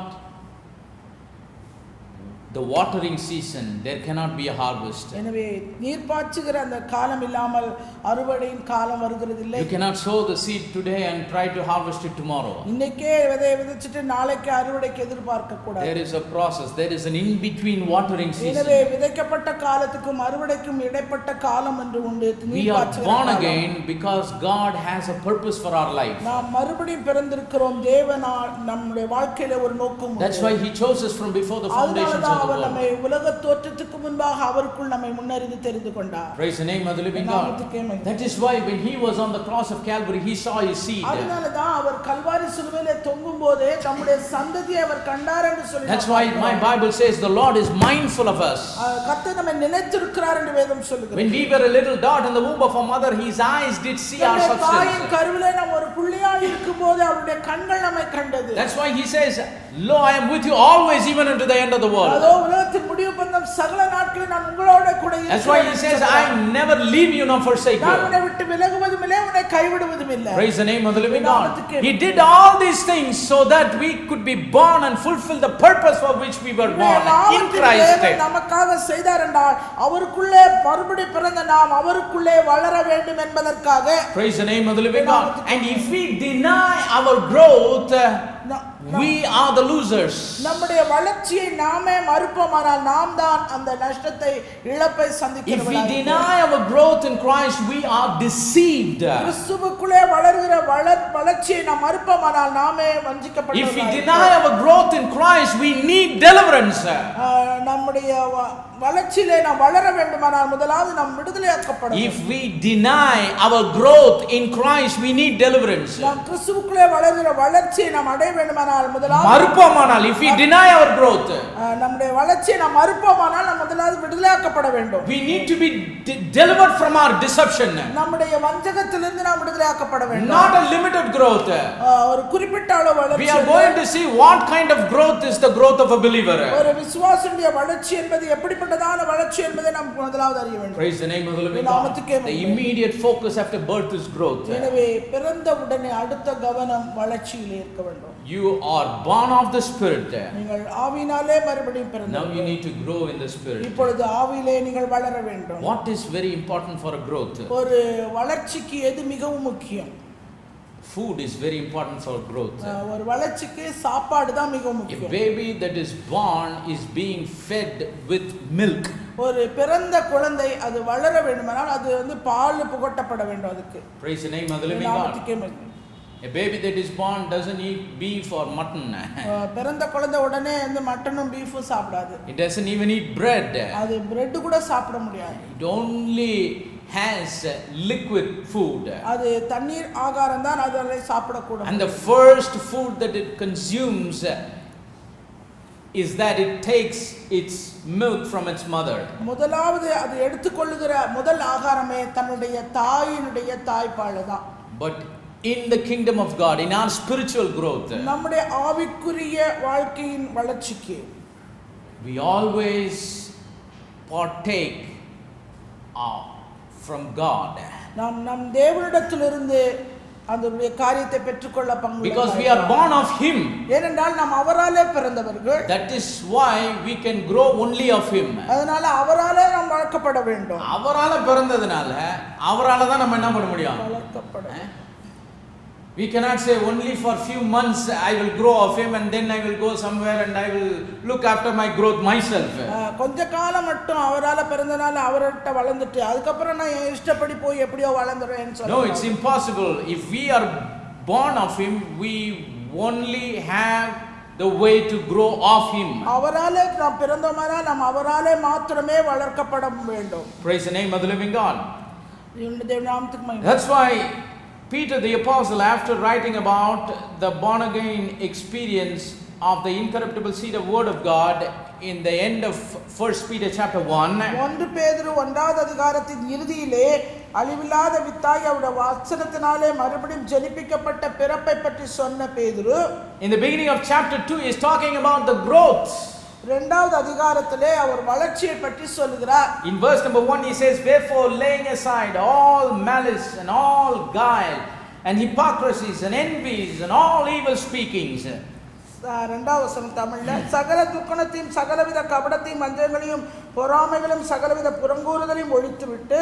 Verse 2 and 3, As newborn babes desire the sincere milk of the word, that ye may grow thereby, if so be ye have tasted that the Lord is gracious. நீங்கள் வளரும்படி புதிதாய் பிறந்த குழந்தைகளைப் போல திருவசனமாகிய கலங்கமில்லாத ஞானப்பாலின் மேல் வாஞ்சையாயிருங்கள். இப்படி இருக்க கர்த்தர் தயவுள்ளவர் என்பதை நீங்கள் ருசி பார்த்ததுண்டானா? First of all, look at that phrase, if so be ye have tasted that the Lord is gracious. இப்படி இருக்க நீங்கள் கர்த்தர் தயவுள்ளவர் என்பதை நீங்கள் ருசி பார்த்தது உண்டானா? See, after we are born again, we need to realize the Lord is gracious. நாம் மறுபடி பிறந்த உடனே முதலாவது நாம் அறிந்து கொள்ள வேண்டியது, ருசி பார்க்க வேண்டியது அவர் தயவுள்ளவர் என்பது. After the born again experience, a believer must fully understand what the grace of God is.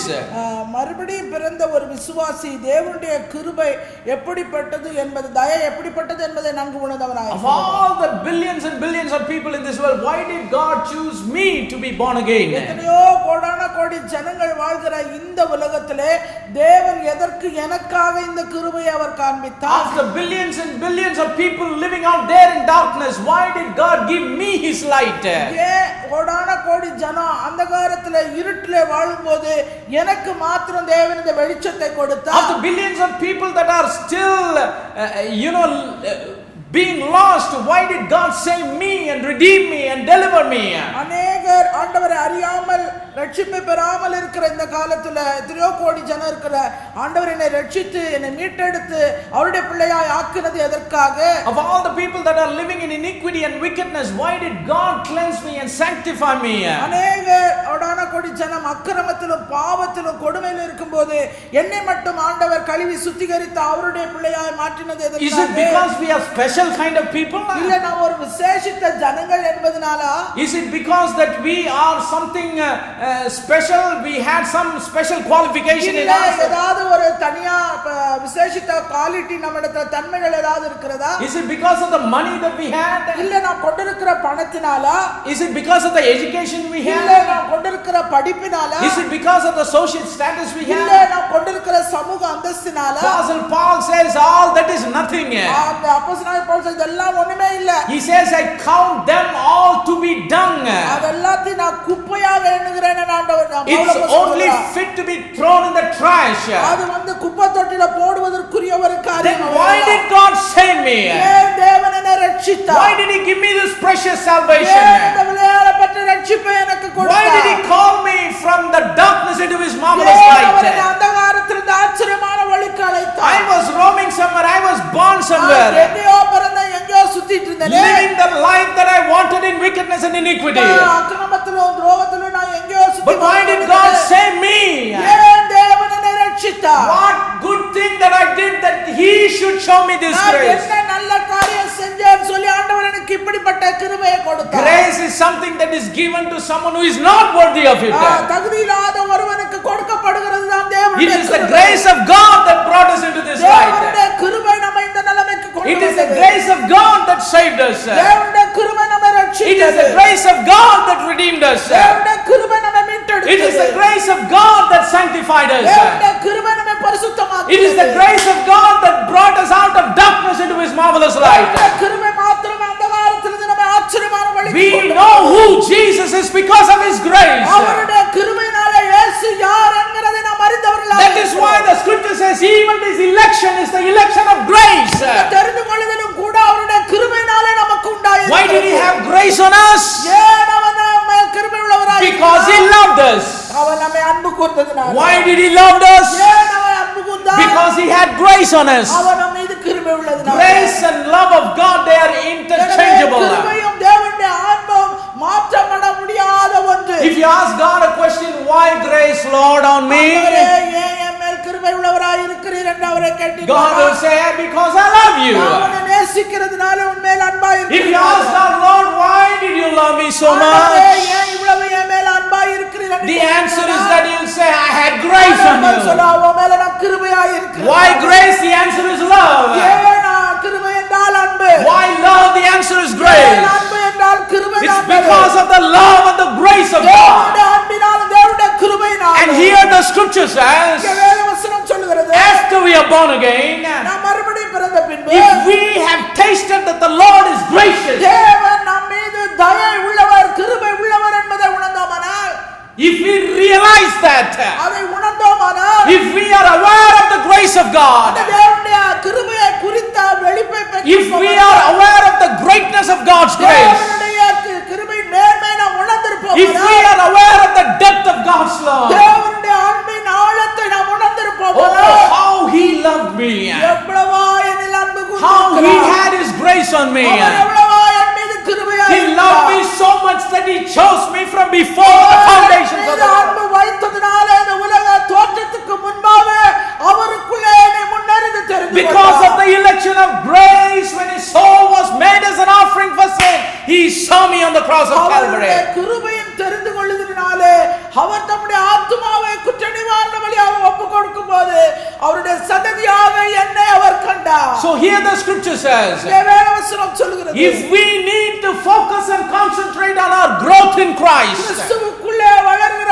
வளர்ச்சியிலே நம்முடைய கருத்தை நாம் கொள்வோம். it is very important for each and every one of the believers to realize the greatness of God's grace. தேவனுடைய கிருபையின் மேன்மையை அதிகமாய் உணர்வது ஒவ்வொரு விசுவாசி தேவனுடைய பிள்ளைகளுடைய That is why when he began this passage he said, அதனாலதான் அந்த வேதவசனத்தை ஆரம்பிக்கும் போது அவர் அப்படி if சொல்கிறார், you think the Lord is gracious, ஆண்டவர் உண்மையாக உன் மீது தயை உள்ளவர் என்பதை நீ ருசி பார்த்திருந்தனா, what do?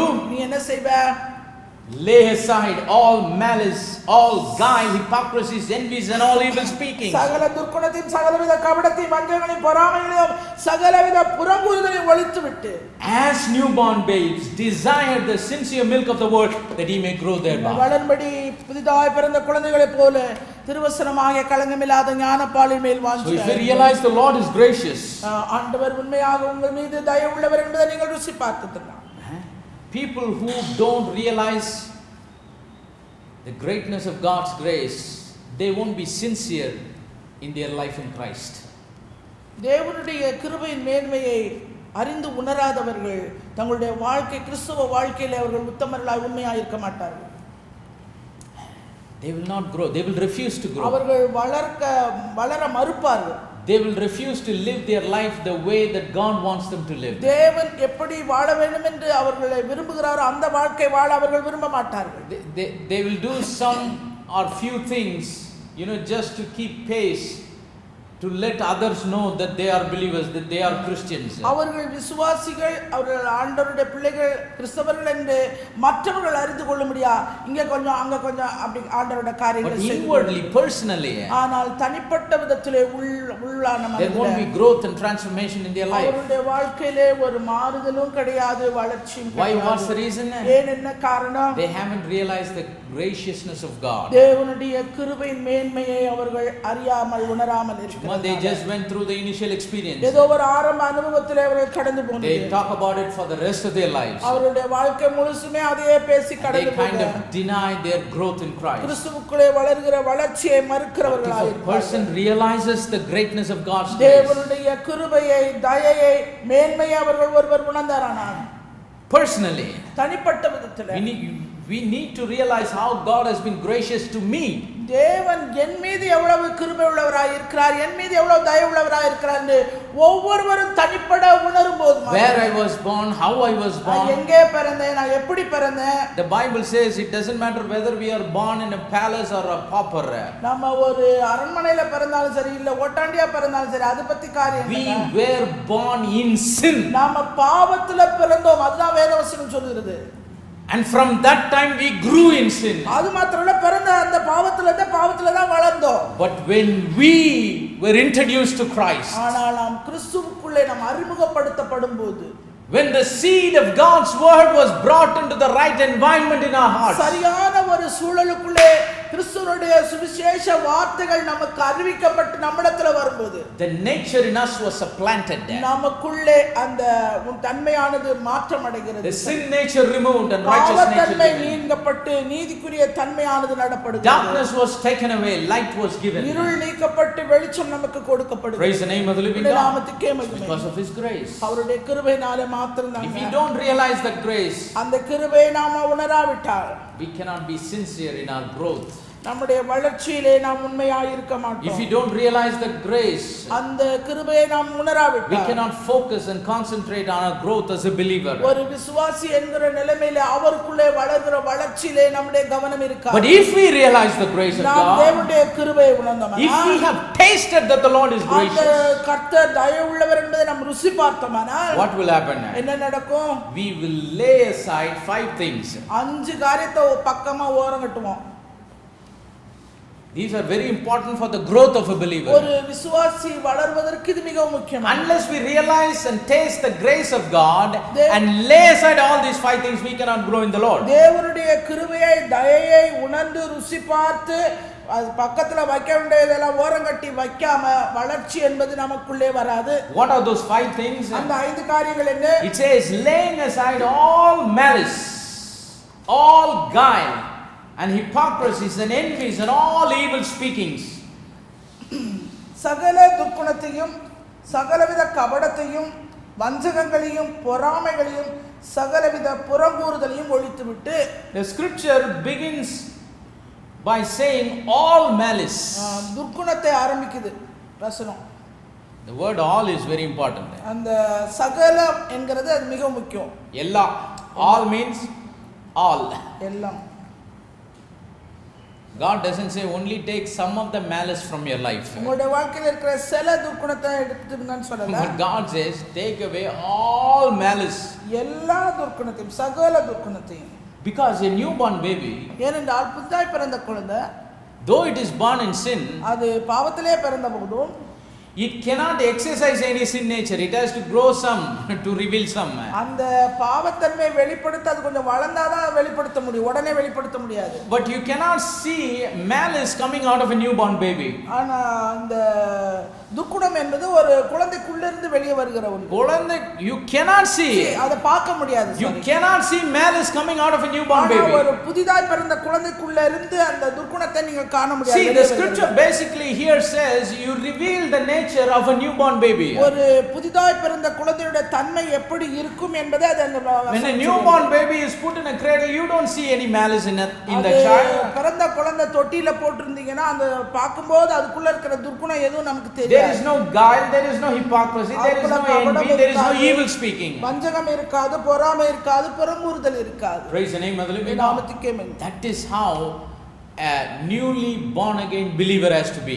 அப்படிதான் ஒரு புதிதாய் மறுபடியும் பிறந்த ஒரு விசுவாசியுடைய வாழ்க்கையும் காணப்பட வேண்டும். If we have tasted that the Lord is gracious, கர்த்தர் தயவுள்ளவர் என்பதை நாம் ருசி பார்த்திருந்தோமானா, the scriptures ask us to lay aside 5 things. 5 காரியங்களை ஒரு பக்கமாய் ஒதுக்க சொல்லுகிறது வேதவசனம். All malice. எல்லா துர்க்குணத்தையும். All malice means all kind of evil. எல்லா விதமான பொல்லாப்புகளையும்.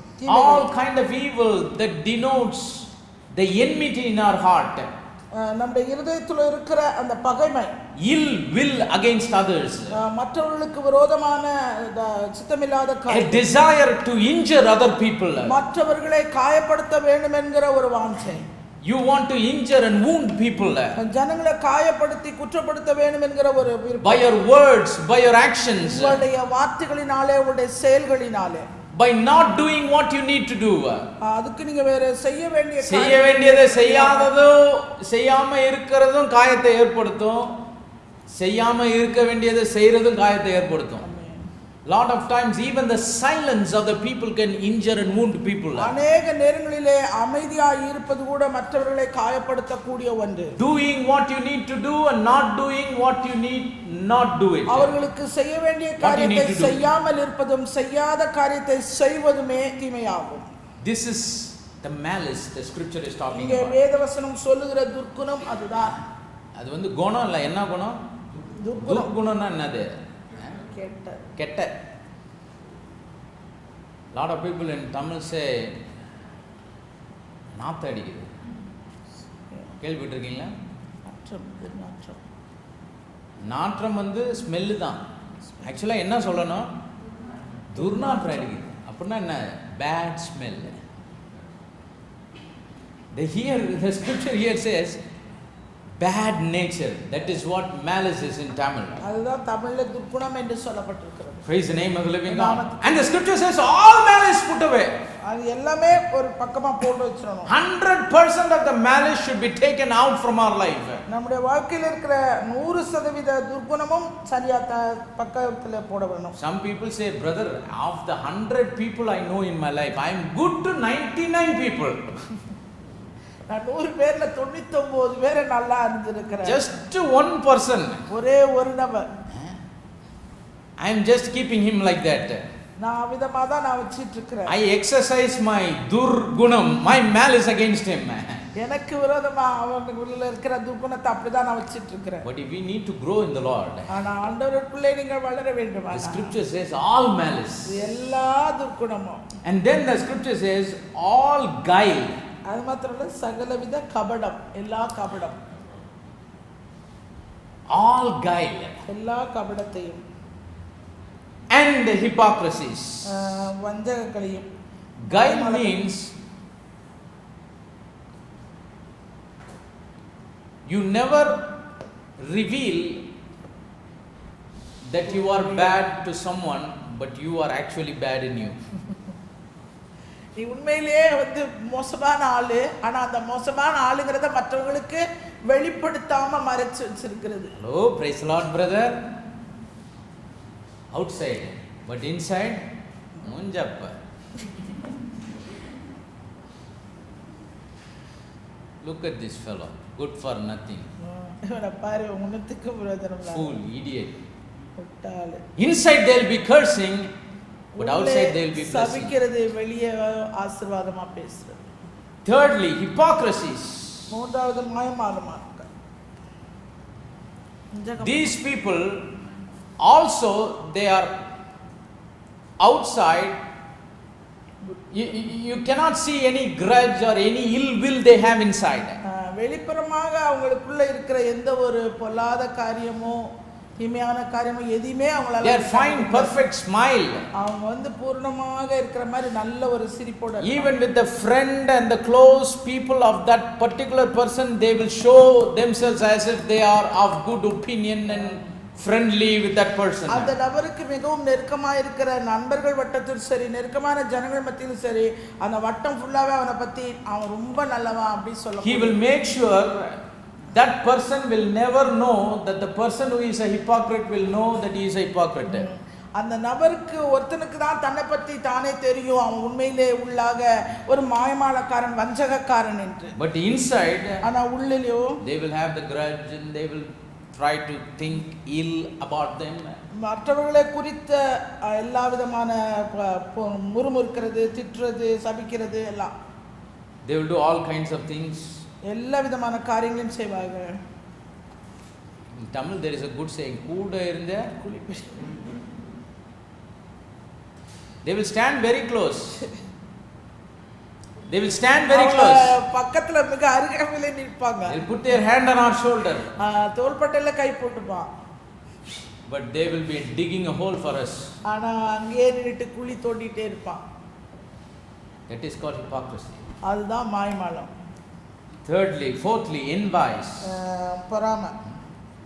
Jesus said about this hypocrisy in Matthew chapter number 23 and verse number 28. மத்தேயு 23:28ல இயேசு கிறிஸ்து இத பத்தி சொல்லி இருக்கிறார். Even so, ye also outwardly appear righteous unto men, but within ye are full of hypocrisy and iniquity. அப்படியே நீங்களும் மனுஷருக்கு நீதிமான்கள் என்று புறம்பே காணப்படுகிறீர்கள், உள்ளத்திலோ மாயத்தினாலும் அக்கிரமத்தினாலும் நிறைந்திருக்கிறீர்கள். Full of hypocrisy and iniquity. முழுமையும் உள்ளத்துல முழுசும் அக்கிரமமும் மாயமும். So Jesus, he encountered a group of fine looking people outside. வெளிப்புறமாக நன்றாக காணப்படுகிற சிலரை பற்றி இயேசு கிறிஸ்து சொல்லுகிறார். They were there in that day and time that our Lord Jesus lived his life on the face of this earth in flesh and blood. இந்த பூமியிலே இயேசு கிறிஸ்து மாம்சத்தோடும் இரத்தத்தோடும் வந்து வாழ்ந்தபோது அவர் காலத்திலே காணப்பட்ட இவர்கள் they outwardly appear righteous, அவர்களுடைய வெளிப்புறமான தோற்றத்திலே நீதிமான்கள் போல் but காணப்பட்டார்கள். within they were full of hypocrisy and iniquity. ஆனால் அவர்கள் உள்ளத்திலோ மாயத்தினாலும் அக்கிரமத்தினாலும் நிறைந்தவர்களாய் இருந்தார்கள். முழுவதுமாய் உள்ள கொஞ்சம் கூட நல்லது, there were no little good in them. அவங்ககிட்ட கொஞ்சம் கூட நல்லது இல்ல. Inside they were full of hypocrisy and iniquity. அவர்கள் உள்ளத்திலோ மாயத்தினாலும் அக்கிரமத்தினாலும் முழுவதுமாய் இருந்தார்கள். The only thing about this New Testament Christian life is, இந்த புதிய ஏற்பாட்டு கிறிஸ்தவ வாழ்க்கை குறித்த ஒரு காரியம் என்னவென்றால், it's very important, அது மிகவும் முக்கியமானது. every good it begins from the heart. ஏன்னா நன்மையான சகல காரியமும் உள்ளத்திலிருந்து புறப்பட்டு வர வேண்டும். No matter how much ever we try to make up on the outside, வெளிப்புறமாக நாம் எப்படியாக நாம் காணப்பட்டாலும் சரி, it must begin from the inside. அது உள்ளிருந்து தான் அது ஆரம்பிக்கப்பட வேண்டும். Praise the name of the living God. Holiness is not something that comes from outside to inside. அந்த பரிசுத்தம் என்பது வெளிப்புறமாக இருந்து உள்ளே வரக்கூடிய ஒரு காரியம் அல்ல. Real holiness in this day and time we are living in, it comes from inside to the outside. வாழ்ந்துகிற இந்த காலத்திலே இந்த நேரத்திலே இந்த பரிசுத்தம் என்கிறது நம் உள்ளிருந்து வெளிப்புறமாக காணப்பட வேண்டும். That is why whenever this Bible talks about holiness, எப்பொழுதெல்லாம் இந்த வேதம் பரிசுத்தத்தை பற்றி சொல்லுகிறதோ, first it starts from the inside, அது முதலாவது உள்ளிருந்து ஆரம்பித்து, and only then it brings the manifestation of holiness to the outside. அந்த பரிசுத்தமானது வெளிப்புறமாக வெளித்தோற்றத்துக்கு வரக்கூடியதாய். See, there are two kinds of people in these last days. இந்த கடைசி நாட்களிலே இரண்டு விதமான கூட்டத்தார் இருக்கிறார்கள். The first group of people is, முதலாவது வகை கூட்டத்தார், they only concentrate on being only good on the outside. அவர்கள் வெளிப்புறமாக நல்லதாக நன்மையானதாக இருப்பதிலே மாத்திரம் தங்கள் கவனத்தை வைத்திருக்கிறார்கள். How to dress, எப்படி நன்றாக உடுத்துவது, how to walk, how to talk, எப்படி நடக்கிறது, எப்படி நன்றாக how to பேசுவது, be polite.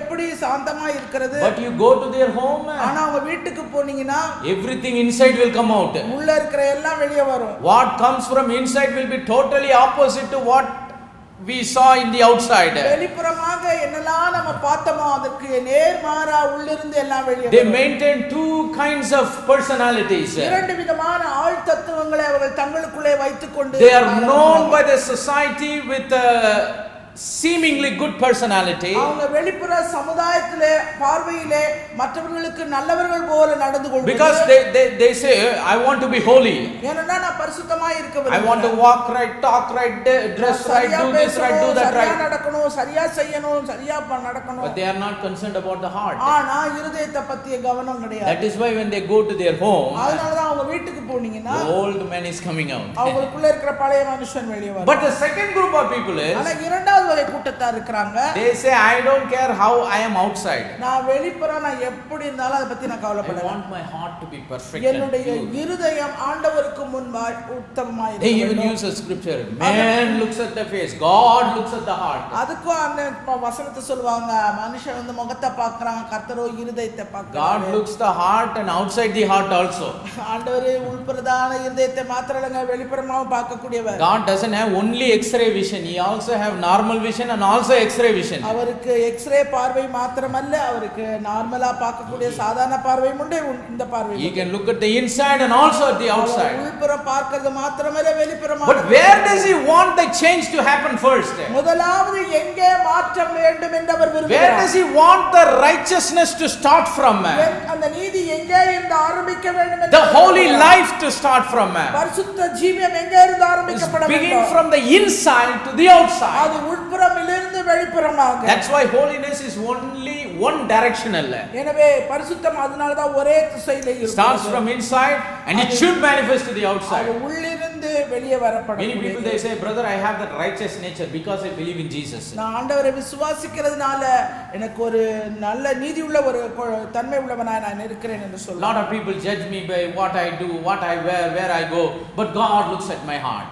ஆண்டவர் ஜனங்கள் என்ன சொல்வார், மற்றவர்களுக்கு முன்பாக நான் ஆண்டவரை இருதயத்தில் வைத்திருக்கிறேன், நான் இப்படி வெளிப்புறமா இதை செய்தாலும் அதை செய்தாலும் என் இருதயத்தை ஆண்டவர் பார்க்கிறார் என்று சொல்வார். Yes, in the root righteousness is a nature that God gives. தேவன் கொடுக்கிறது தான் அந்த நீதி என்கிற அந்த தன்மை. But this Bible says ஆனால் இந்த வேதம் சொல்லுகிறது that righteousness that God has given in us, தேவன் நமக்குள்ளே கொடுத்திருக்கிற அந்த நீதியானது it is revealed from faith to faith. Apostle Paul writes to Romans. விசுவாசத்திலிருந்து விசுவாசத்துக்கு கடந்து போகக்கூடியதாய் இருக்கிறது. Righteousness is not some hidden nature that is in us all the time. எப்போதும் நமக்குள்ளே இருக்கப்படுகிற ஒரு தன்மை அல்ல நீதி. It must be revealed in our life from faith to faith. அது நம்முடைய வாழ்க்கையிலே விசுவாசத்திலிருந்து விசுவாசத்துக்கு கடந்து போகக்கூடிய ஒன்று. All malice, அது சகல துர்க்குணமும், all guile, எல்லா கபடமும், all hypocrisy, எல்லா மாயமாலமும், and envies. பொறாமையும். Nobody needs a lesson on this word. இந்த வார்த்தைக்கு யாருக்குமே இது அர்த்தம் தெரியல. Lot of people call that as Uncle J, jealousy. எல்லாரும் வந்து பொறாமை என்று சொல்வார்கள். Their inability, others' ability. அவர்களுடைய முடியாமை மற்றவர்களுடைய முடிகிற ஒரு Oh, he is able where I am not able of the same thing. அவனால அதெல்லாம் முடியுது, என்னால அது போல முடியலையே. So they develop something called envy. அது அந்த பொறாமை என்கிற ஒரு காரியத்தை தங்களுக்குள்ளே உருவாக்கி கொள்கிறது. Even because of this envy, people have murdered. அந்த பொறாமையால கொலை செய்தவர்களும் கூட உண்டு. Almost all of the murders, it begins from envy only. அந்த சகல கொலைக்கும் மூல காரணமே இந்த பொறாமை தான். It's not just the story of Cain and Abel.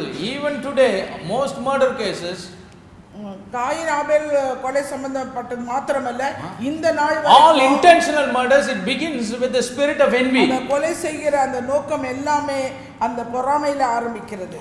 And then it says all evil speakings. அது மாத்திரமல்ல, சகல புறங்கூறுதல், எல்லா புறங்கூறுதல். Evil speaking means புறங்கூறுதல் என்பது talking against others, மற்றவர்களுக்கு விரோதமாய் பேசுகிறது, talking bad about others. மற்றவர்களை பற்றி தவறாய் பேசுகிறது. Lot of people have earned a PhD in this. அநேகர் இதுல வந்து பெரிய பட்டமே If பெற்றிருக்கிறார்கள். they open their mouth, அவருடைய வாயை திறந்தாங்க, at least they can keep quiet. இல்ல அமைதலா இருந்தாலே நல்லது. If they open their mouth, அப்படியே அவங்க வாய் திறந்தாங்கன்னா not one good thing they will say about someone. யாரை பற்றியும் ஒரு நல்ல காரியம் ஒரு நாள் அவங்க சொல்றது இல்ல. Only the negatives in their life will be magnified to them. அவளுடைய வாயிலிருந்து அவளுடைய வாழ்க்கையில் இருக்கிற எதிர்மறையான சகல காரியத்தை சொல்றாங்க. That will be magnified in their life. அதுதான் அவங்களுடைய வாழ்க்கையின் காரியம். They would love to talk about that. அத குறித்து பேசுறதுக்கு அவங்க ரொம்ப ஆசையா இருப்பாங்க. Some people even manufacture negativity in the lives of others. மற்றவருடைய வாழ்க்கையில எதிர்மறையான காரியங்களை இவங்களே உருவாக்குவாங்க. People with PhD in evil speakings, they can manufacture things. புறங்கூறுதலில் பட்டம் பெற்றவர்கள் இவ்விதமாக மற்றவர்களை குறித்து காரியங்களை செய்வார்கள். Manufacture stories. அவர்களாக கதையை உண்டாக்குறாங்க. They will imagine incidents and characters. அவர்கள் வந்து கற்பனையாக அந்த குணங்களையும் காரியங்களையும் அவர்களை பற்றி அறிந்து கொள்வார்கள். If they can go to Hollywood or Bollywood, they can direct a very successful movie because their sense of imagination. அவர்களுடைய கற்பனை திறனுக்கும் வளர்ச்சிக்கும் அவங்க ஏதாவது படம் எடுக்கிற இதுக்கு போனாங்கன்னா நல்லா இருக்கும். Speaking against others, மற்றவர்களுக்கு விரோதமாய் பேசுகிற காரியம், backbitings, பின்னாடி பேசுறது, shaking hands in front of the face, முகத்துக்கு நேரா கைகளை குலுக்கி பேசுறது, going behind and punching, பின்னாடி போய் முதுகுல குத்துறது. See, these are all natures that is sourced by the devil. இந்த தன்மைகள் எல்லாமே பிசாசினாலே கொடுக்கப்படுகிறது. All malice, சகல காரியங்களும், all guile, சகல துர்க்குணம், சகல கபடம், all hypocrisies, எல்லா மாயமால வஞ்சகம், envies and evil speaking. பொறாமைகளும் சகலவித புறங்கூறுதல். What does the scripture say? வேதவசனம் என்ன சொல்லுது? Lay aside. அதெல்லாத்தையும் ஒரு பக்கமா ஒளிச்சு வச்சு, ஆண்டவர் சொல்றாரு, அது அப்படி என்ன பண்ணு, தூர வச்சுட்டு, இதெல்லாம் இருந்துச்சுன்னா கிறிஸ்துவுக்குள்ள என்ன பண்ண முடியாது, வளர முடியாது. If even a little bit of this stuff is there in the inside of us, we cannot grow in Christ. இந்த 5 தன்மைகளில ஒரு கொஞ்சமாவது ஏதாவது ஒண்ணு கொஞ்சம் உள்ள இருந்துனா ஆண்டவருக்குள்ள வளர்கிற வளர்ச்சி தடைபடும். And that's why in next verse he says, as new born babes. அதனால தான் அடுத்த வசனம் சொல்லுது, நீங்கள் வளரும்படி புதிதாய் பிறந்த குழந்தைகளைப் போல. நீங்கள் வளரும்படி புதிதாய் பிறந்த குழந்தைகளைப் போல. புதிதாய் பிறந்த குழந்தைக்கு தான் 5 இதுவும் இருக்காது. Only a newborn baby will not have all these things coming out of it. பிறந்த ஒரு குழந்தைக்குள்ள இருந்து இந்த 5 விதமான தன்மைகளும் காணப்படும். You cannot find any malice in a newborn child. ஒரு பிறந்த குழந்தைகிட்ட எந்த துர்க்குணத்தையும் நம்ம காண முடியாது. You cannot find any guile in a newborn child. அந்த பிறந்த குழந்தைகிட்ட எந்த ஒரு கபடத்தையும் நாம் பார்க்க இயலாது. You cannot find any hypocrisy in a newborn child. அதுமாத்திரல்ல எந்த ஒரு மாயமாலம் வஞ்சகம் அந்த குழந்தையிடத்தில் இருக்காது. You cannot find any evil speaking in a newborn child. பொறாமையோ இல்ல அந்த புறங்குறுதலோ அந்த குழந்தைகிட்ட இருக்காது. All these are evil natures. இது எல்லாமே பொல்லாத ஒரு தன்மைகள். These are the natures of the old man that lived in us, from where we repented of when we were born of the Spirit. ஆவியினாலே நாம் மறுபடியும் பிறக்கும்போது நாம் மனம் திரும்புதலுக்கு முன்பாக இருந்த ஒரு நிலைமை இந்த we repented of all these things. எல்லாத்துலயும் நம்ம மனம் திரும்பி தான் நம்ம why do we have to go back to it again? ஏன் மறுபடியும் அதுக்குள்ளே நாம் திரும்பி if we are dead to something, ஒரு காரியத்துக்கு நாம் மரித்தோமானா it must stay dead in our life. அது வாழ்க்கையில அது மரித்ததாகவே இருக்கப்பட வேண்டும். Praise the name of the living God. we cannot awake them back to life. அத மீண்டும் தட்டி எழுப்பி ஜீவனோட கொண்டு வர கூடாது. but many people, ஆனா அநேகர் they fail to keep this nature dead in their life. தங்களுடைய வாழ்க்கையிலே இந்த தன்மைகள் எல்லாவற்றையும் மரித்ததாகவே அவர்கள் வைத்திருக்கிறார். மரித்ததாக வைக்க முடியல.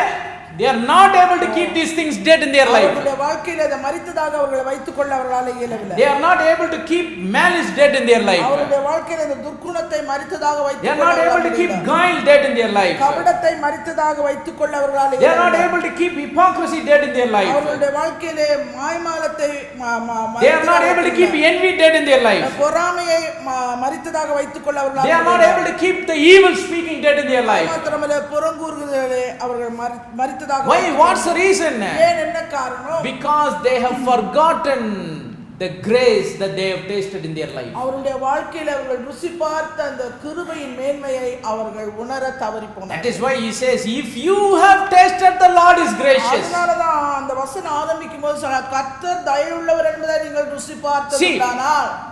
Peter takes us from birth, பேதுரு நம்மை பிறப்பிலிருந்து, in the end of first chapter in first Peter, அந்த முதலாவது அதிகாரம் இறுதி வரைக்கும் கொண்டு, and then he takes us to realize the grace of God, இரண்டாவது அந்த தேவனுடைய கிருபையை நாம் உணரும்படி செய்து, and then he says, if you have tasted the grace of God, then put all these 5 things away from your life. நீ கிருபையை நீ உணர்ந்தனா ருசி பார்த்தனா இந்த 5 காரியத்தை ஓரமா ஒதுக்கி வை. as newborn babe, ஒரு புதிதாய் பிறந்த குழந்தையை போல. praise the name of the living God. நாமத்துக்கே மகிமை. so as newborn babes desire ye the sincere milk of the word. அந்த புதிதாய் பிறந்த குழந்தையை போல திருவசனமாகிய கலங்கமில்லாத ஞானப்பாலின் மேல் வாஞ்சையாயிருங்கள். he is talking about the desire of a newborn baby. ஒரு பிறந்த குழந்தையுடைய வாஞ்சையை பற்றி அவர் சொல்கிறார். so this is not some kind of a desire that we have only in the beginning of our spiritual birth. நம்முடைய ஆவிக்குரிய பிறப்பிலே இருந்தால் மாத்திரம் இந்த வாஞ்சை இருந்தால் மாத்திரம் போதாது. ஆவிக்குரிய பிறப்பின் ஆரம்பத்துல இருந்தா மாத்திரம் போதாது. இது இந்த வாஞ்சைன்றது இந்த புதிதாய் this desire of a newborn baby, இந்த புதிதாய் பிறந்த குழந்தையினுடைய வாஞ்சை, this desire is not something that should be in us only in the beginning. அது ஆரம்பத்திலே இருந்தால் மாத்திரம் போதாது. but this desire must be in us all the time, எல்லா காலத்திலும் அது இருக்கப்பட வேண்டும், until we reach the perfection of Christ Jesus, கிறிஸ்துவினுடைய அந்த நிறைவான வளர்ச்சியின் பூரணத்துவத்து வரைக்கும் அது கடந்து போகும், until he comes and appears in the clouds of glory, அந்த மகிமையின் மேகத்திலே வெளிப்படுகிற நாள் வரைக்கும் அது கடந்து போகும், until the church that is ready and waiting are gathered up to meet the Lord in the air. ஆண்டவராகிய இயேசுவை சந்திக்கிற அந்த நாள் வரைக்குமாய் சபையானது காத்துக் கொண்டிருக்கிறது போல அது வரைக்கும் இருக்க வேண்டும். this desire must exist in us like that of a newborn baby. ஒரு புதிதாய் பிறந்த குழந்தைக்குள்ள இருக்கிற அந்த வாஞ்சையை போல இந்த வாஞ்சை நமக்குள்ளே இருக்கப்பட வேண்டும். so if a newborn baby desire has to be in us all the time, புதிதாய் பிறந்த அந்த குழந்தையை போல வாஞ்சை நமக்குள்ளே இருந்ததானா, if it has to be in there all the time, அது எப்போதும் எல்லா காலத்திலும் நமக்குள்ளே, then all these 5 things should not be there all the time. இந்த 5 காரியங்களும் நமக்குள்ளே எப்போதும் இருக்காது. because if this comes, the desire goes. ஏனென்றால் இது வந்துச்சுனா அந்த வாஞ்சை நம்ம விட்டு போயிடும். you cannot keep all these 5 5 evil things and also have the desire of a newborn baby. இந்த பொல்லாத காரியங்களையும் உங்களுக்குள்ளே வைத்துக்கொண்டு புதிதாய் பிறந்த குழந்தை போல அந்த வாஞ்சையை வைத்துக் கொள்ள முடியாது. If the desire has to be there in for us to grow and feed on the milk of God's word, தேவனுடைய வார்த்தையாகிய அந்த பாலை நாம் அதனாலே நாம் வளர வேண்டுமானால் அந்த வாஞ்சை நமக்குள்ளே எல்லா காலத்திலும் இருக்கப்பட வேண்டுமானால் all these 5 things have to be kept away from our life all the time. இந்த காரியங்கள் எப்போதும் போல அது நம்மை விட்டு கடந்து போனதாகவே இருக்க வேண்டும். Praise the name of the living God. A newborn baby is desired. ஒரு புதிதாய் பிறந்த குழந்தையினுடைய வாஞ்சை. A newborn baby is a type of innocence. அது ஒரு அறியாமையை பற்றி சொல்லுகிறதா இருக்குது. குழந்தை பிறந்த when a baby is born, it is innocent. அது பிறந்த ஒரு குழந்தை அது ஒன்றும் அறியாது. Even if the baby is naked, it won't feel any shyness. அது நிர்வாணமா இருந்தா கூட அதுக்குரிய ஒரு வெட்கம் அவமானம் அதுக்கு தெரியாது. Because it is in the age of innocence. ஏனென்றால் அது பிறந்த அந்த நிலைமை அது ஒரு அறியாமை உள்ள ஒரு நிலைமை. It only knows. அது ஒன்றே ஒன்றுதான் அதுக்கு தெரியும். Hungry have to cry. பசிச்சா அழுகணும். And it also knows. அதுல இன்னொரு காரியமும் தெரியும். If I cry, my mother will feed me. அப்படியே நான் அழுதா என் அம்மா என்ன வந்து even it won't know it is mother. They will quench my hunger. My hunger will be quenched. நான் அழுதுட்டேனா என் பசி வந்து நீக்கப்படும். If I am hungry, I cry.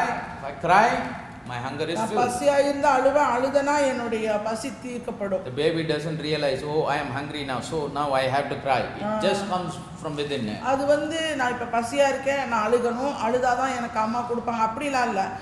பசி ஆட்டோமேட்டிக்கா வருது, அழுகை தானா வந்துருது.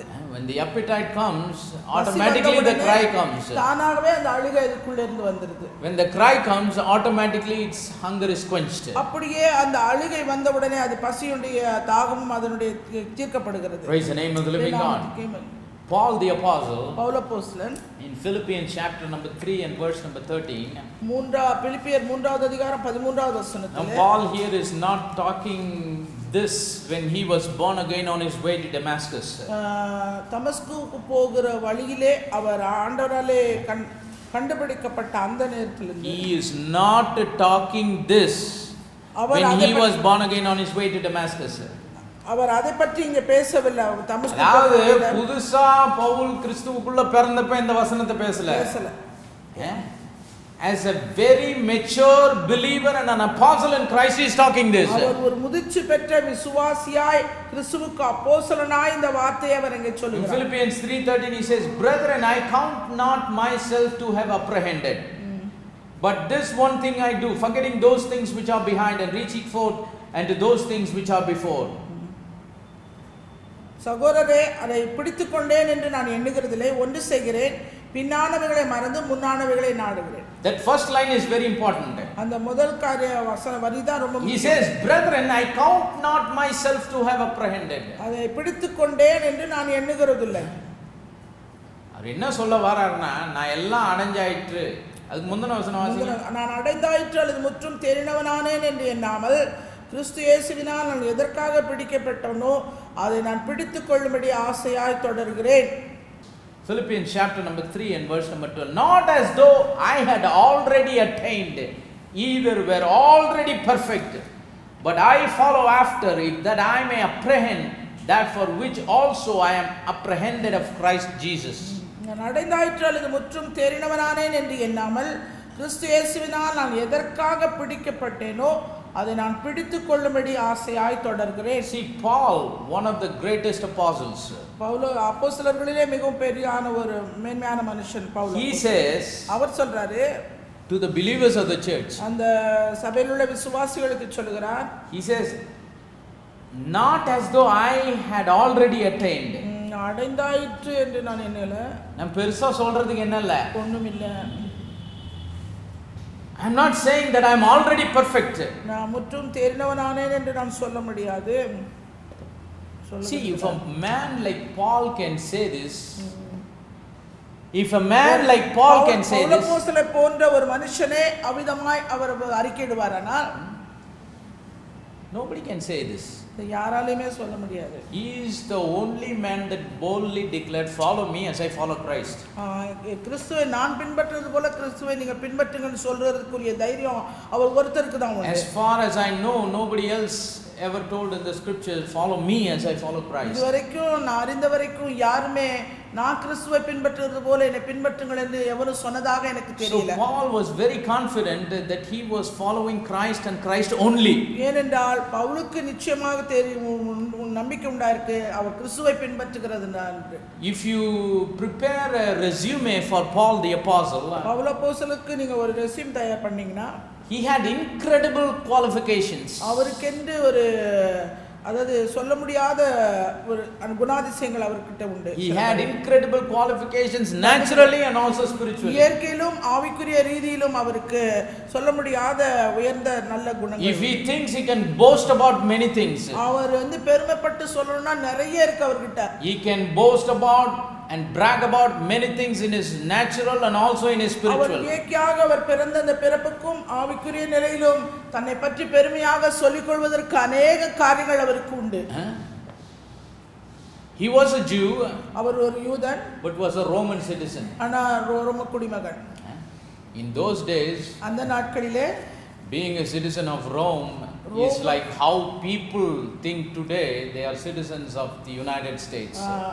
அமெரிக்கா தேசத்துல குடிமகனா இருக்கிறத இந்த நாட்கள்ல ஜனங்க எவ்வளவு பெருசா நினைக்கிறாங்களோ அது போல தான் அந்த நாட்கள்ல ரோம குடிமகனா இருக்கிற ஒரு அந்தஸ்து. Today generally people if you hear that they are US citizens, they think they are US citizens.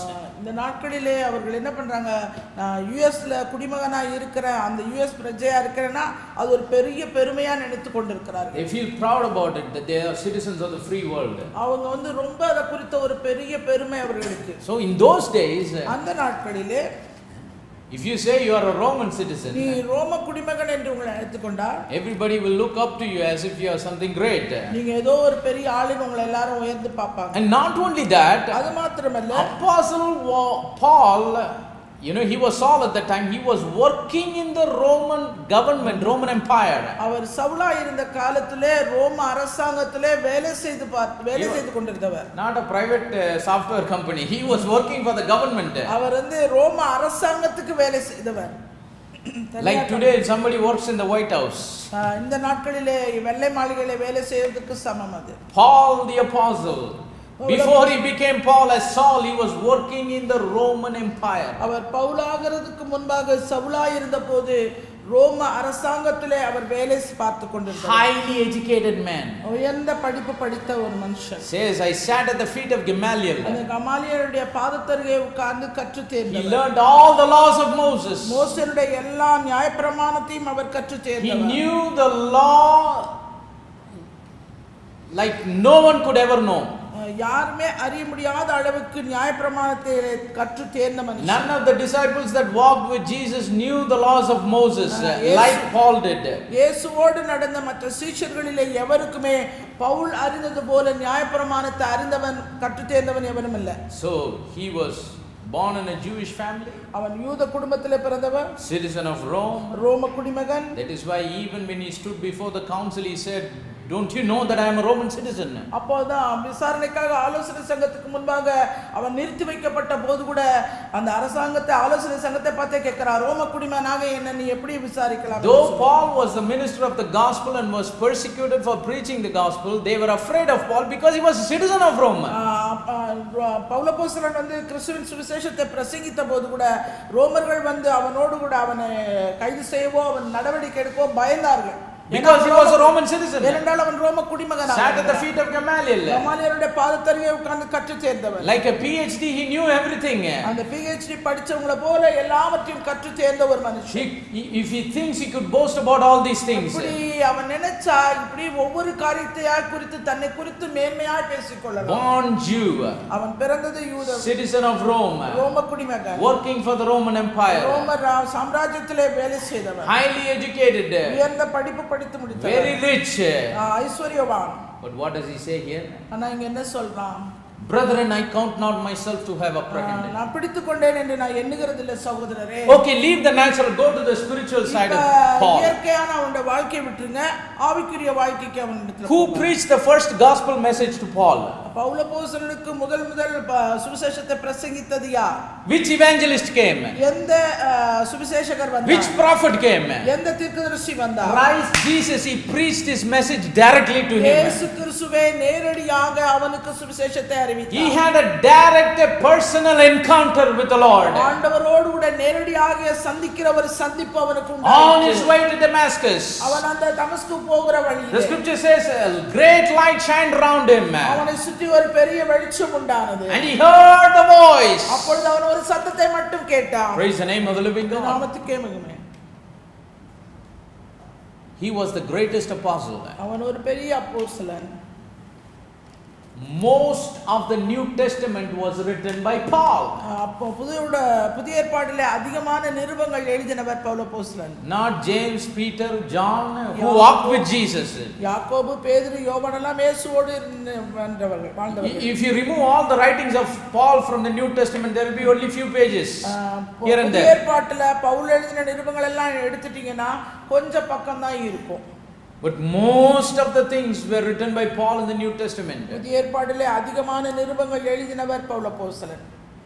Paul had revelations that even the disciples that walked with Jesus never had. இயேசுவோடு வாழ்ந்த சீஷர்களுக்கு கூட கிடைக்காத ஒரு வெளிப்பாடை பெற்றவர் பவுல் அப்போஸ்தலன். Who else have clearly prophesied in the scripture about the catching away of the saints? பரிசுத்தவான்களின் எடுத்துக்கொள்ளப்படுதலை பற்றி எந்த தீர்க்கதரிசி பவுல் பேசுற மாதிரி தெளிவா பேசிருக்காங்க? No prophets have written. எந்த ஒரு தீர்க்கதரிசியுமே Great prophets lived in the Old Testament. பழைய ஏற்பாட்டிலே பெரிய பெரிய தீர்க்கதரிசிகள் வாழ்ந்தார்கள். Elijah, Elisha, Daniel, Ezekiel. எலியா, எலிசா, தானியேல், எசேக்கியேல். Did anybody talk about an event called the catching away of the saints? பரிசுத்தவான்கள் எடுத்துக்கொள்ளப்படுதல் In the New Testament, யாராவது அவர்கள் எழுதி இருக்கிறார்களா? Even Peter says some of the things our brother Paul writes is very hard to understand. பேதுரு என்ன சொல்றாருன்னா பவுல் எழுதினது கொஞ்சம் கற்றவங்களுக்கு அறிகிறது ரொம்ப அரிதான ஒரு காரியமா He even says it looks foolish for those that perish.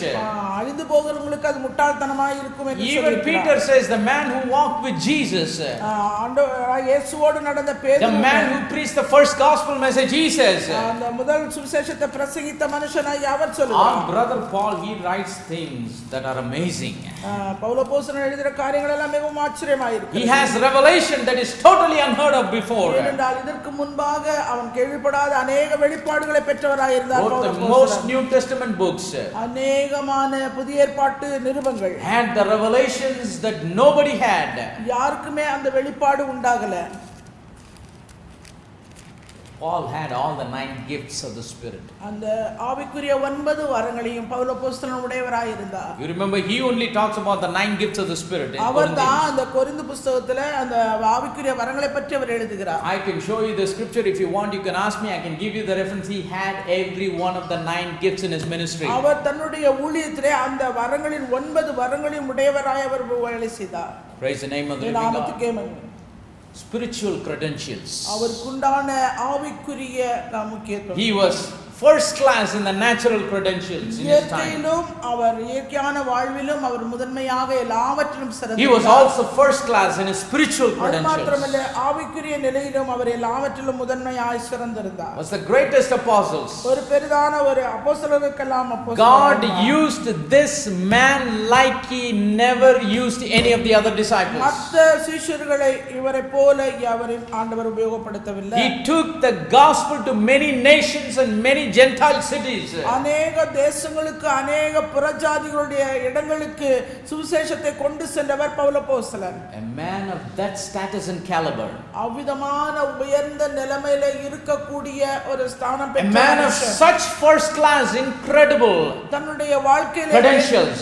மேன்மையான காரியங்களை கொண்ட அந்த மனுஷன் both in the natural also in the spiritual. ஆவிக்குரிய நிலையிலும் இருக்கிறவர். He says, அவர் சொல்றாரு, not as though I had already attained. நான் ஏற்கனவே அடைந்தாயிற்று தேறினவனானேன் என்று சொல்லாமல், Either were already perfect. நான் ஏற்கனவே தேறினவனானேன் என்று சொல்லாமல், Verse number 13, brethren, and count not myself to have apprehended. சகோதரரே, அதை நான் பிடித்துக் கொண்டேன் என்று எண்ணுகிறதில்லை. Who are we to boast about? நம்மை நாமே பெருமைப்படுவதற்கு So நாமே he யாருங்க? had the desire of a little child. அவர் அந்த புதிதாய் பிறந்த குழந்தையை போல வாஞ்சை உடையவராய் ஒரு சின்ன இருந்தார். பையன் மாதிரி ஆண்டவருக்கு முன்னாடி என்ன பண்றாரு? ஊழியெல்லாம் பெரிய பயங்கரமான ஊழியெல்லாம் என்ன பண்றாங்க? செய்றாங்க. ஆனா ஆண்டவருக்கு முன்னாடி நான் என்னன்னு இல்லைன்னு சொல்றாரு. நான் ஒண்ணுமே இல்லை. அப்பதான் அந்த வாஞ்சை நமக்குள்ள இருக்கும். ஏதோ பண்ணிட்டேன், அதை பண்ணிட்டேன், இதை பண்ணிட்டேன் நினைச்சோன்னா அதோட என்ன பண்ணிச்சு? If we think that we have done something, that's going to be the end. ஏதோ ஒரு காரியம் ஏதோ நடந்திருக்கு அப்படின்னு அதோடயே நம்மளுக்கு முடிஞ்சு If we say what I have lived is because of God's grace, what more He has for me? தேவனுடைய கிருபையினால நான் வாழ்ந்து கொண்டிருக்கிறேன், அவர் எனக்காக என்ன செய்திருக்கிறார். In Matthew chapter number 18 and verse number 3, மத்தேயு 18:3 வசனம், our Lord Jesus said, நம்முடைய ஆண்டவராகிய இயேசு கிறிஸ்து சொல்கிறார், verily I say unto you, except ye be converted and become as little children, ye shall not enter into the kingdom of heaven. மனம் திரும்பி பிள்ளைகளைப் போல ஆகாவிட்டால் பரலோக ராஜ்யத்தில் பிரவேசிக்க மாட்டீர்கள் என்று மெய்யாகவே உங்களுக்கு சொல்கிறேன். Praise the name of the living God. So this child-like nature is very important. எனவே இந்த குழந்தையை போன்ற அந்த தன்மை வாஞ்சை மிகவும் முக்கியமானது. To grow in the Lord, ஆண்டவருக்குள்ளே வளருகிற வளர்ச்சி, to immediately focus and shift our concentration on our growth as a believer in Christ. கிறிஸ்துவுக்குள்ளே விசுவாசிகள் என்கிற நிலையிலே நாம் மறுபடியும் ஜெனிப்பிக்கப்பட்ட உடனே அவருக்குள்ளே வளருகிற வளர்ச்சியை குறித்த கவனம் கருத்து. What do we have to do? அதுக்கு நாம் செய்ய வேண்டியது We என்ன? have tasted the grace of God. நாம் தேவனுடைய கிருபையை தயையை நாம் ருசி பார்க்க வேண்டும். Keep off all those 5 evil things. அந்த தீமையான 5 காரியங்களை நம்மை விட்டு ஒதுக்க வேண்டும். அது தள்ளு. Just push it away. அதை தள்ளிவிட வேண்டும். That's what the writer to the Hebrews says. அதைத்தான் எபிரேயருக்கு எழுதினவர் சொல்கிறார். Put away the sins that can easily beset us. நம்மை சுற்றி நெருங்கி நிற்கிற பாவத்தையும் பாரத்தையும் தள்ளுன்றார். Push it away from அதை us. நம்மை விட்டு தள்ளணும். And have the desire of a little child. ஒரு சிறு குழந்தையை போன்ற வாஞ்சை உடையவளாய் இருப்போம். See, when it says little child, it doesn't mean to say that we have to be foolish. ஒரு சிறு குழந்தை போல வாஞ்சையா இருக்கணும், அது ஒரு முட்டாள்தனமா நம்ம எடுத்துக்க கூடாதுங்க. முட்டாள்தனமா இருக்கிற குழந்தையின் நேச்சரை பத்தி சொல்ல, but in learning be childish. ஆனா கற்றுக்கொள்கிற விஷயத்துல குழந்தையை போல நாம் இருக்கப்பட வேண்டும். Not in living but in learning. வாழ்றதுல இல்ல, கற்றுக்கொள்கிறதுல. In living we should not be like children, but in learning we have to be children. ஆனா வளர்றதுல வாழ்றதுல நாம் குழந்தையை போல இல்ல, நாம் கற்றுக்கொள்கிறதுல குழந்தையை போல நாம் இருக்க வேண்டும். The children are very studious to learn. குழந்தைகள் கற்றுக்கொள்கிறதுல மிகவும் because they are always having that desire. ஏனென்றா எப்போதும் அவங்களுக்கு அந்த ஒரு வாஞ்சை உண்டாகி இருக்கும். Praise the name of the living God. Let us not deny growth. எனவே வளர்ச்சியை மறுக்க வேண்டாம். If we deny growth, we are deceived. நாம் வளர்ச்சியை மறுத்தால் நாம் வஞ்சிக்கப்படுவோம். People who deny growth, they have died according to the scriptures. வளர்ச்சியை மறுத்தவர்கள் வேத வசனத்தின்படியாய் அவர்கள் மரித்து போகிறவர்கள். They are dead to the level that they could not be revived. அவர்கள் மறுபடியும் புதுப்பிக்க கூடாத ஒரு நிலைமைக்கு மரித்து போகிறார்கள். If we deny growth, the purpose for which we were born will not be accomplished. நாம் வளர்ச்சியை மறுப்போமானால் என்ன நோக்கத்துக்காக நாம் புதுப்பிக்கப்பட்டோம் மறுபடி பிறந்தோமோ அந்த நோக்கமே நம்மில் நிறைவேறாமல் போய்விடும். To grow, we have to realize and taste the goodness and the graciousness of எனவே God. கிறிஸ்துவுக்குள்ளே வளர்வதற்கு தேவனுடைய கிருபையை, தேவனுடைய தயையை நாம் ருசி பார்க்க வேண்டும், அது மேன்மையை உணர We வேண்டும். must put away all those 5 evil things. அந்த தீமையான 5 காரியங்களை நம்மை விட்டு நீக்க வேண்டும். All malice, all guile, சகல துர்க்குணம், சகல கபடம், all evil speaking, சகல புறங்கூறுதல், hypocrisy, envies. சகல மாயமான வஞ்சகமான காரியம். Then have to have the desire like that. அதன் பின்பாக ஒரு குழந்தை, புதிதாய் பிறந்த குழந்தையை போல வாஞ்சை உடையவர்களாய் இருக்க We'll வேண்டும். continue next week. நாம் தொடர்ந்து அடுத்த வாரம் Let பார்க்கலாம். us all stand. நாம் யாவரும் எழுந்து நிற்போம். Let us lift up our hands and lift up our hearts and thank God for these words of நாம் life. நம்முடைய கரங்களை, நம்முடைய இருதயத்தை ஆண்டவருக்கு நேராக எடுத்து சொல்லதும் கேட்கப்பட்டதுமான இந்த ஜீவனுள்ள தேவனுடைய வார்த்தைக்கு நாம் நன்றி செலுத்துவோம். Most gracious and loving Heavenly Father, இந்த கிருபையும் அன்பும் நிறைந்த பரலோகத்தின் We தகப்பனே, thank you, Lord, for this wonderful morning time. நல்ல அருமையான காலை வேளைக்காய் உமக்கு நாங்கள் நன்றி செலுத்துகிறோம். Thank you, Father, for helping us to hear the words of life. ஆண்டவரே, உம்முடைய ஜீவனுள்ள வார்த்தையை கேட்க நீர் எங்களுக்கு உதவி செய்தீர், உமக்கு நன்றி. Thank you, Father, for helping us to understand how our growth in Christ is very important. கிறிஸ்துவுக்குள்ளே வளர்கிற வளர்ச்சி எங்களுக்கு எவ்வளவு முக்கியம் என்பதை இந்த காலை வேளையிலே நீர் எங்களுக்கு உணர்த்தினதுக்காக Let us not deny growth in our life as a believer. விசுவாசி என்கிற நிலையிலே எங்களுடைய வளர்ச்சியை நாங்கள் மறுக்க கூடாது. Because we know that if we deny growth, we are deceived and we will die one day. ஆண்டவரே, எங்களுடைய வளர்ச்சியை உமக்கு வளர்கிற வளர்ச்சியை நாங்கள் மறுத்தோமானால் ஒரு நாளிலே நாங்கள் மரித்து ஒன்றுமில்லாமல் போவோம். Lord, we were born of the Spirit not to die but to live. ஆண்டவரே, ஆவியினாலே நாங்கள் பிறந்தது மரிப்பதற்கல்ல, வாழ்வதற்கு. ஆண்டவரே, To live and fulfill your purpose. ஆண்டவரே, உம்முடைய நோக்கத்தை, உம்முடைய தீர்மானத்தை நாங்கள் நிறைவேற்றுவதற்கு நாங்கள் Help us be little children. ஆண்டவரே, சிறு குழந்தையை போல நீர் எங்களை மாற்றும். Let us have the desire of learning. ஆண்டவரே, கற்றுக்கொள்ளுகிறதுல அந்த வாஞ்சை எங்களுக்கு உண்டாகும். Let us have that desire to grow. ஆண்டவரே, வளருவதற்குரிய அந்த வாஞ்சை எங்களுக்குள்ளே உண்டாகும். To feed on the sincere milk of the word. உம்முடைய வார்த்தையாகிய அந்த பாலின் மேலே நாங்கள் வாஞ்சையுள்ளவர்களாக. Bless your people that gathered here in this assembly hall. ஆண்டவரே, இந்த இடத்திலே கூடி வந்திருக்கிற உம்முடைய ஜனங்களை நீர் ஒவ்வொருவரையும் ஆசீர்வதியும். Bless everyone that is watching this word through the broadcast. ஆண்டவரே, இந்த வார்த்தைகளை இந்த மீடியா மூலமாக கவனித்துக் கொண்டிருக்கிற கேட்கிற ஒவ்வொருவரையும் நீர் ஆசீர்வதியும். Let the truth of each and every word sink deep into our hearts and into our minds. சொல்லப்பட்ட அந்த சத்திய வார்த்தைகள் ஒவ்வொன்றும் அவர்கள் இருதயத்தின் ஆழத்திலே பதிந்தவர்களுக்கு நன்மை உண்டாகும். As the servant of God said, let it not depart from us. ஆண்டவரே, இது எங்களை விட்டு நீங்காமல் இருக்கட்டும். Let it stay inside. அது எங்கள் உள்ளிலே அமர்ந்திருக்கட்டும். Help us to yield ourselves to it to do its perfect work. ஆண்டவரே, அது பரிபூர்ணமுள்ள கிரியை எங்களிலே செய்வதற்கு எங்களை முழுவதுமாய் அர்ப்பணிக்க உதவி செய்யும். So that we will grow and fulfill the purpose for which you called us. ஆண்டவரே, அப்பொழுது மாத்திரமே நாங்கள் உமக்குள்ளே வளர்ந்து, ஆண்டவரே, நீர் எங்களை மறுபடியும் ஜெனிப்பிக்கப்பட்ட அந்த நோக்கம், தீர்மானம் எங்களிலே நிறைவேற்றப்படும். ஆண்டவரே, We declare that all the glory, honor and praise is yours and yours ஆண்டவரே, alone. சகல துதி கன மகிமை மேன்மேலான நாங்கள் உமக்கு ஒருவருக்கே செலுத்துகிறோம். Bless us and keep us, protect us and provide for us. ஆண்டவரே, நீர் எங்களை ஆசீர்வதியும், எங்களை பாதுகாத்துக் கொள்ளும், எங்களை பராமரித்து போஷித்துக் Lord, கொள்ளும். you are always faithful. You will never leave us or forsake ஆண்டவரே, us. நீர் ஒரு காலம் எங்களை விட்டு விலகாதவர், எங்களை கைவிடாத தேவன், நீர் உண்மையுள்ளவர். I ஆண்டவரே, pray that you will grant us the mercy that we will be faithful to you. ஆண்டவரே, உமக்கு நாங்கள் உண்மையுள்ளவர்களாய் இருக்க நீர் எங்களுக்கு இரக்கம் செய்யும். We declare that all the glory, honor and praise is yours and yours alone. சகல துதி கன மகிமை மேன்மேலான உமக்கு ஒருவருக்கே உண்டாகட்டும் என்று For we ask அறிக்கையிடுகிறேன். all of this wonderful blessings in the precious name of the Lord Jesus எல்லா Christ. ஆசீர்வாதங்களும் விலையேற பெற்ற உம்முடைய நாமமாக இயேசு கிறிஸ்துவின் நாமத்தினாலே கேட்கிறேன். Amen. ஆமென்.